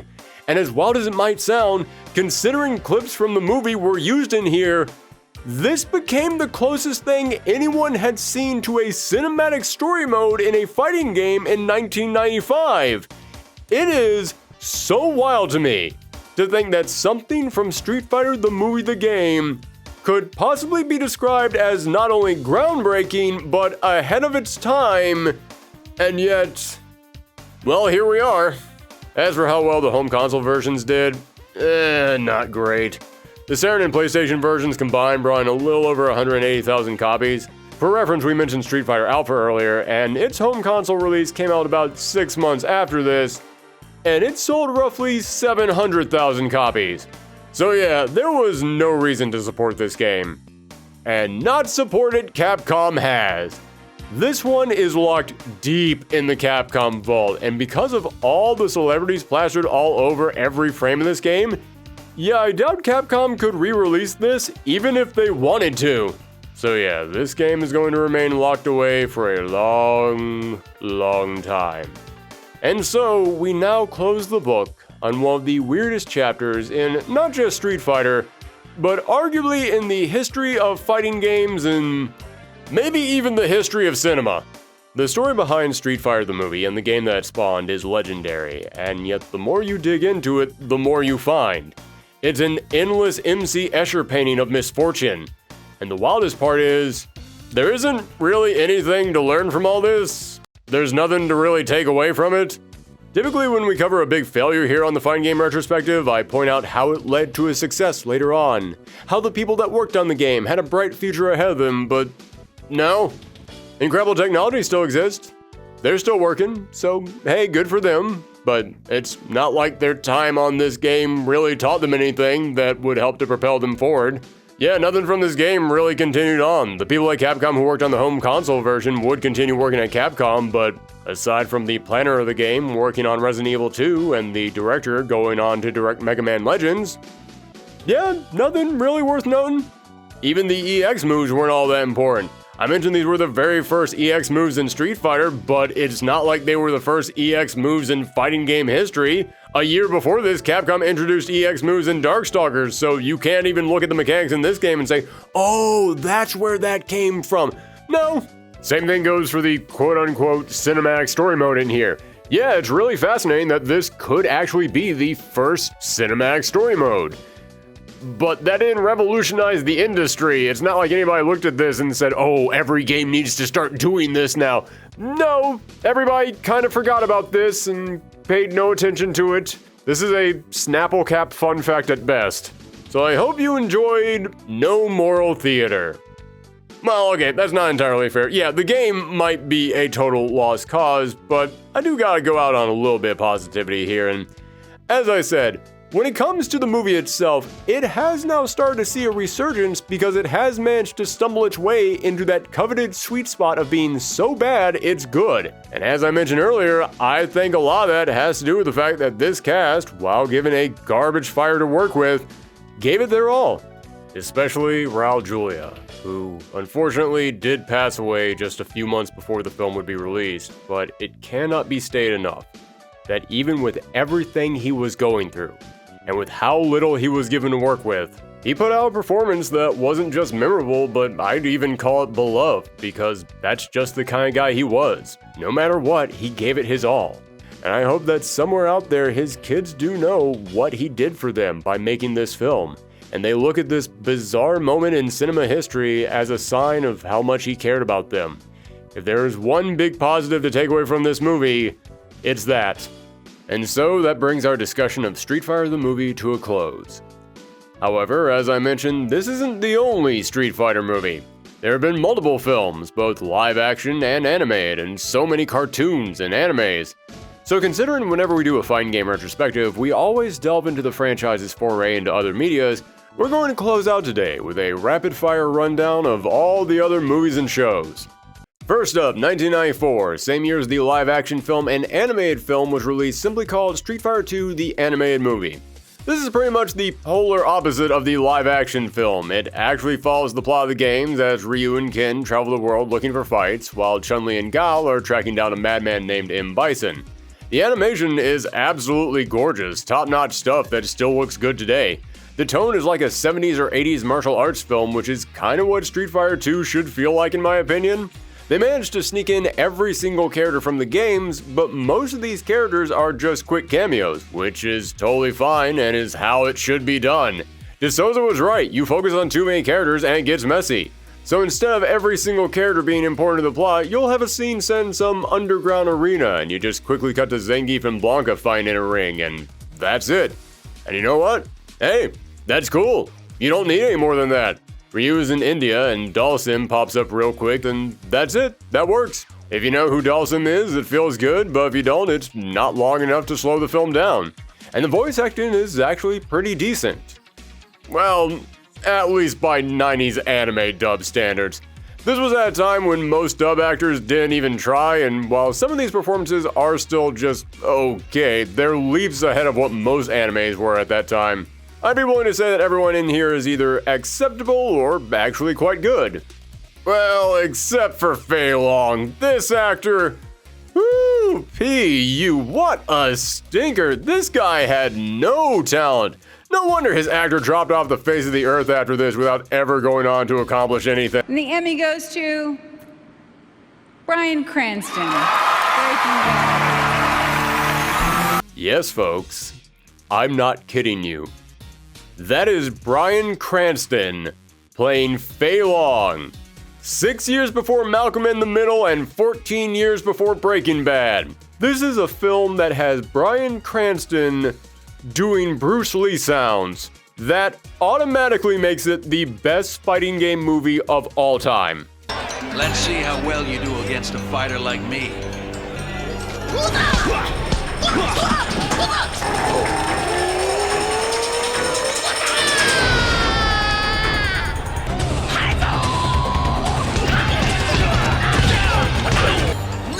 We're not done yet! You haven't seen anything! Get ready! This is the 5th Emmy win and 12th nomination for Bryan Cranston. Although if I have to give credit to my favorite voice in this English dub, it's easily Tom Weiner as M. Bison. He is commanding in this role and he is chewing the hell out of every line they gave him. He fully gets how much to ham up this role in order to play a big, colorful villain like M. Bison, and he leans into it. The final fight between Ken, Ryu, and M. Bison to this day remains one of my favorite fight scenes in any anime, but that is only partially due to the action itself. It is mostly because Tom Weiner is loving this role so much, and you can feel it. The moment when they finally land a blow on Bison, and he throws off his cape and tells them, "So be it. I'll fight you on your own level. Come on!" God, you can feel the cheese dripping off that line read, and I love it. Tom Weiner understood the assignment. I will say though, one thing that didn't age all that well for the English dub is that they replaced all the music with the most 90s butt rock you can imagine. But you know what? Street Fighter defined the 90s so much for video games that it almost feels appropriate. It helps to make this film a weird time capsule of the era. So yeah, I'm always going to have a spot in my heart for this film, but I went back and rewatched it to make this video, and you know what? I think the movie's still pretty good, even if you don't have a mountain of nostalgia behind it. You always hear people say it's so hard to make a good Street Fighter movie, and I keep thinking you kinda did on your second attempt. It was just animated, so for some reason a lot of people don't count it. However, the next time the Street Fighter crew decided to delve into the world of animation, it would come from the other side of the world, and it wouldn't be met with quite such high praise. The next year, in 1995, the USA Network would launch a 26-episode-long Street Fighter cartoon. This was part of a big push USA Network was making in the 90s to try and snatch up a ton of popular properties and turn them into cartoons. This includes things like Mortal Kombat, Double Dragon, and other franchises that really should not have been turned into children's programming. The show was heavily inspired by the '94 Van Damme movie, and even more heavily inspired by the line of toys that Capcom had in the works. You know, the ones we mentioned earlier where Capcom was trying to turn this series into G.I. Joe? Yeah, that's basically what this is. It's Guile leading a team of Street Fighters around the world to take down the evil Shadaloo, and it was not the best. Yeah, the animation in this series was cheap, the writing was pretty mid even by 90s cartoon standards, and let's just say that with several of these characters, the creators just decided to go in whatever direction they want with them. You've all seen the clip of Sagat with a gun, but I remember even as a kid watching the episode where Ken was the one who defeated Akuma after he took out Ryu and their master, and I thought, yeah, that ain't happening. Heck, I was a Ken fan, and even I was saying, Ken is not taking on Akuma, leave that to Ryu. However, I do have to give it some positives. If you're a big Street Fighter fan, sure, they get these characters way off, but it is pretty cool how much they did fit in here. There's a whole episode where Ryu and Ken team up with Guy and Cody as they go through the events of Final Fight. And that intro? It's nothing great, but it will get stuck in your head.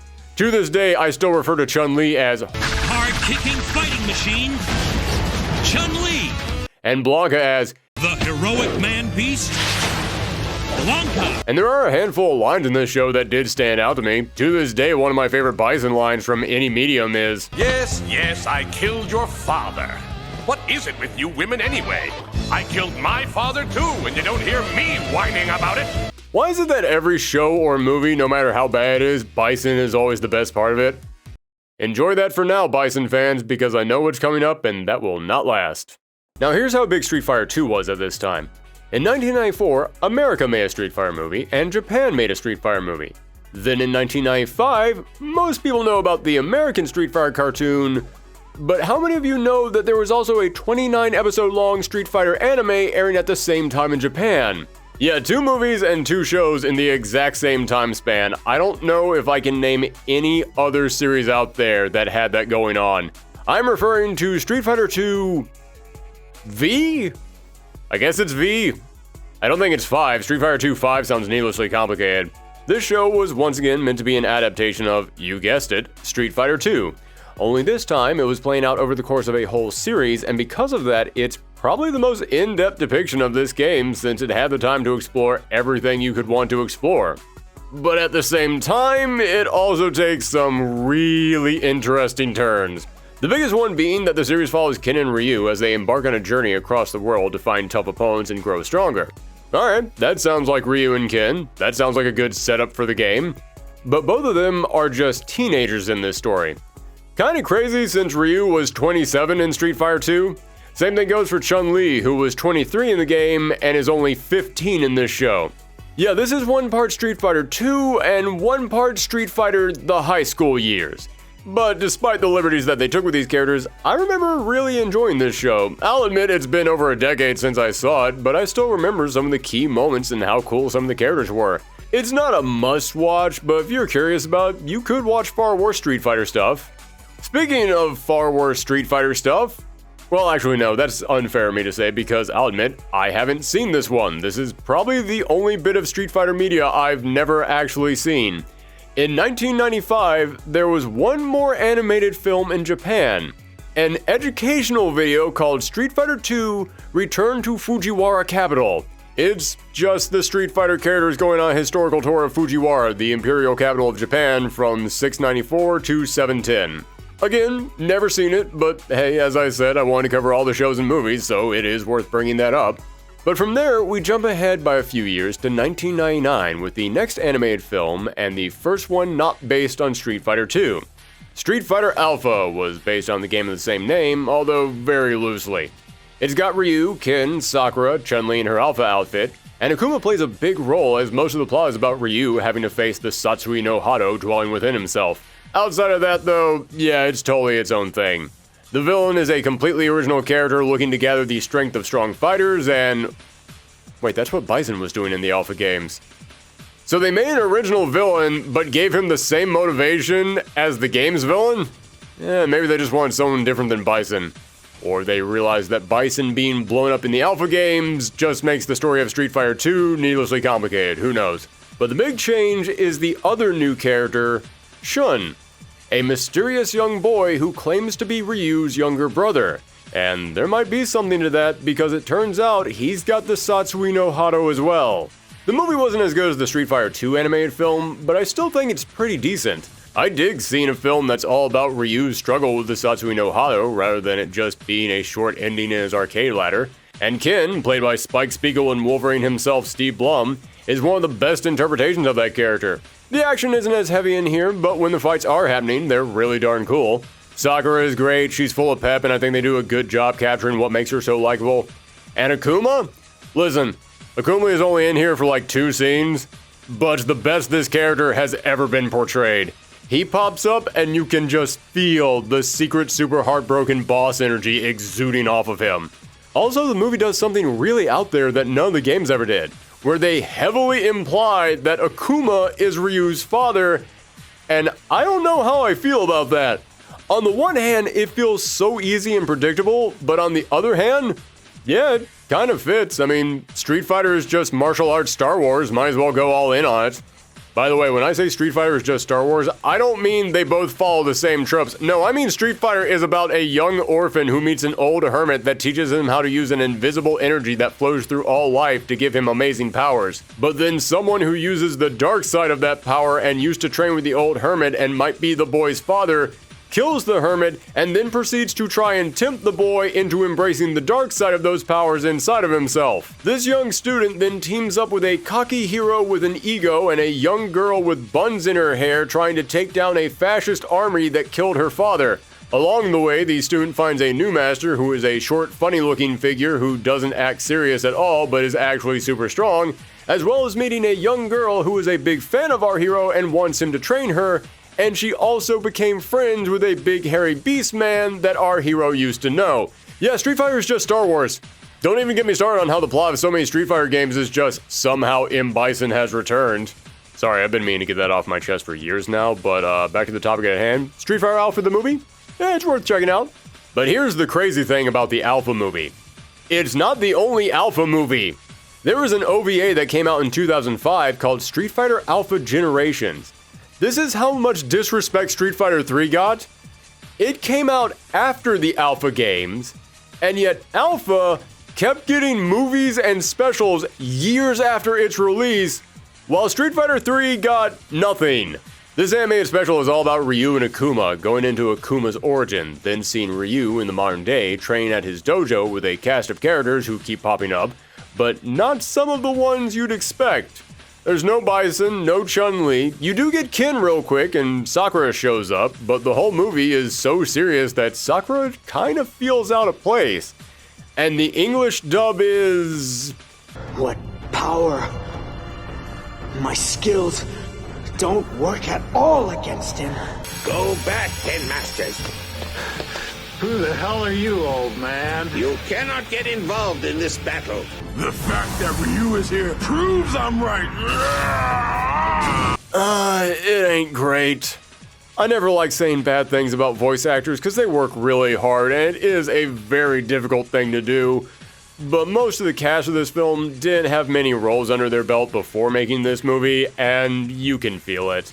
Although I should say Sakura is played by Michelle Ruff, and I love Michelle Ruff. She's my favorite Soul Reaper and Exhausted Teacher. She's always one of my favorite voice actors. But yeah, even she isn't great in this role. She feels so miscast as Sakura. You can tell something was going on with the casting and directing here because it's not just a problem with one person, it's a problem with everybody. And the animation is, well, I give them a lot of credit. They really tried hard on this animation, but I'm not a fan of what they were trying. Like, there's a ton of details in Akuma's face, and boy do I not want to look at it. And I'm not alone in saying this. This film does have its fans. I have seen positive reviews of it, but this tends to be one of, if not the lowest rated Street Fighter animated film. Granted, there's only 3 of them, and the other 2 are pretty good, so that's not a huge insult, but still, it's a fairly common opinion. But don't worry, because even though most people don't like it, it's far from the bottom of the Street Fighter barrel. For that, we go to 2009 with the release of the second Street Fighter live-action film, Street Fighter: The Legend of Chun-Li. As you can guess from the name, this film focuses entirely on Chun-Li, played by Smallville's Kristen Crook. And let me just say, if you wanted to take the massive roster of Street Fighter and just focus on one character, cool. Nothing wrong with that. That can totally work. Heck, I've often said that the next Street Fighter film should just focus on Ken Ryu. I'm down for making a film that just spotlights one character and you slowly build it out from there. And Chun-Li certainly has a lot going for her as a character, so yeah, you could base an entire film around her. So no, focusing on one specific character was not the problem with this film. Everything else in the film was the problem with this film. The movie feels nothing like Street Fighter, and don't get me wrong, you can argue that the original Street Fighter movie isn't anything like Street Fighter as well, and you'd be right, but it's at least colorful and low with personality, and Street Fighter is colorful and low with personality. This one is so bland in every sense of the word. It has a plot and acting and dialogue that feels like it comes from one of the dozen CSI NCIS style ripoff shows that were all over the place about a decade ago. This feels like something you would put on CBS when you want everyone in the house to go to bed. And with the original movie, sure, I point out that many of the characters aren't anything like they are in the games, but for some reason, even though the characters are closer to who they are in this film, it feels more insulting. Like, Charlie Nash is in here, played by Chris Klein, and he is a lawman of sorts, so that's kind of in the ballpark of the games. But he is so uninteresting and so generic that this lack of personality makes him feel further from his game counterpart than all the cameraman Balrogs in the world. And remember how I said M. Bison was always the best thing in each of the Street Fighter movies and shows?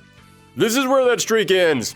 He's a Scottish businessman who is evil, I'll give you that, he is evil, but he's not crazed over-the-top dictator evil, he's just generic businessman evil.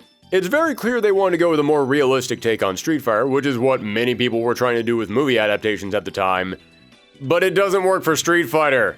Especially because this film also tries to incorporate the least realistic parts of Street Fighter.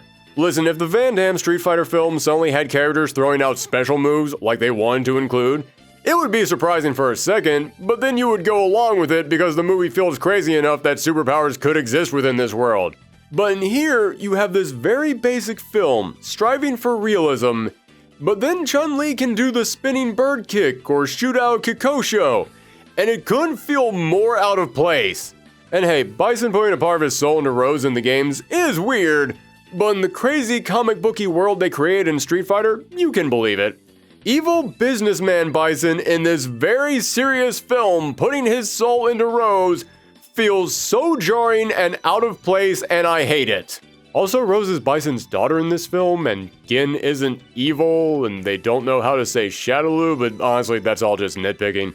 And I could keep going on. The acting is bad, the special effects are worse, and there's so many scenes of people just walking. I swear to you, a giant chunk of this film is people just walking into a place and then looking around at it. But the worst thing about this movie is just how forgettable it is. I watched this just 2 days ago before recording this. I've already forgotten the majority of this film. I'm not kidding you, I actually had to go back and rewatch a scene just to double check that Rose was in this film, because despite the fact that she is a very important part of this movie, I completely forgot that she was in it.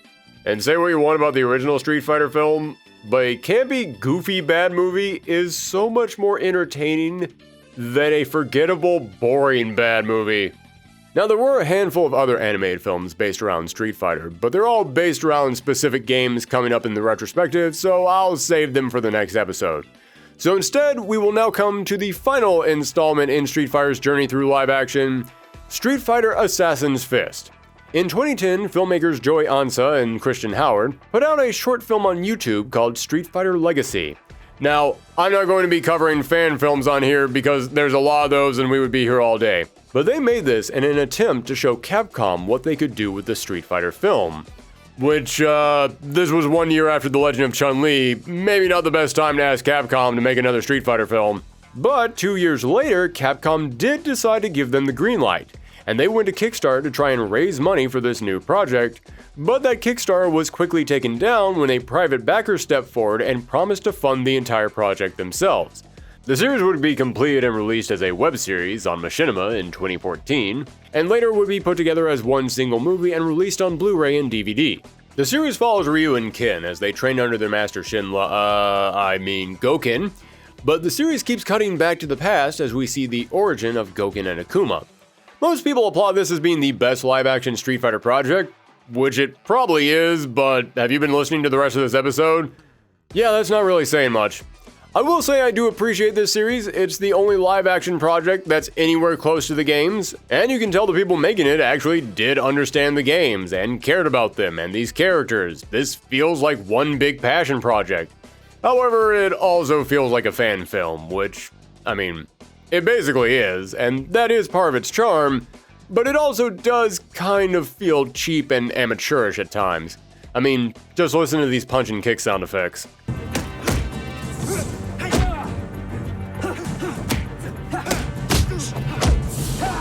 Yeah, those sound like you went on YouTube and just typed in punch and kick sound effects and then just copied it straight off of whatever video you could find. So in the end, I'd say this is a really solid tribute to Street Fighter that fans of the series could enjoy, but it's still not something that I would recommend showing to people who aren't already into the games. Now, this series was popular enough that Capcom actually greenlit a sequel that would come out in 2016, but it was made to coincide with the release of Street Fighter V, so again, I'll wait to cover it when we get to that game. And there we are. That is the complete history of Street Fighter movies and shows. It's been a whole lot of highs and lows. Okay, really only like maybe 1 or 2 highs and a whole bunch of lows. But it is a fascinating history with way more installments than most people think. And outside of Legend of Chun-Li, I'd say that almost every part of these programs have something about them that makes them interesting and worth watching. Sure, sometimes that's because they're so hilariously bad that it's just fun to grab a few beers with friends and crack up at them. But hey, I grew up on Mystery Science Theater 3000. I understand the appeal of that. But I will say, it is shocking to me that the Street Fighter projects that everyone applauds as the best are the ones that actually try and stick true to the games and pay tribute to them and capture what people enjoy about them, and the ones that don't work are the ones that, you know, don't do that. Just a weird observation, probably means nothing. And I can assure you, this isn't the end of the Street Fighter films. At the time of this recording, Capcom has paired up with Legendary Pictures to make a brand new film. And hey, I'll say this. Legendary does know something about taking a flopped American adaptation of something that is very popular around the world and then trying it again and making it work. So hey, maybe things will work out. Who knows? But what I do know is that if Legend of Chun-Li didn't kill these movies, nothing Legendary does can hurt them. Thank you all for tuning in to this very weird trip down one of the most nightmarish developments for anything Street Fighter has ever done. Let me know what you thought of the Street Fighter movies down below, and make sure to click that subscribe button and follow us around the web at any of the socials that are popping up down below, so that way you'll know when the next part of this retrospective is all ready. And big thanks to our patrons whose names are rolling up on screen right now. We used a lot of footage in this episode that comes from heavily copywritten films, meaning there's a decent chance this video could get demonetized, so I want to thank all those patrons for providing that little bit of safety that allows me to still make an episode like this. And if you want to join the Patreon and get your name up there, early looks at videos, vote in upcoming polls, and exclusive behind-the-scenes content, then follow the link in the description down below. Thanks again for tuning in, everyone, stay safe out there, and come back next time.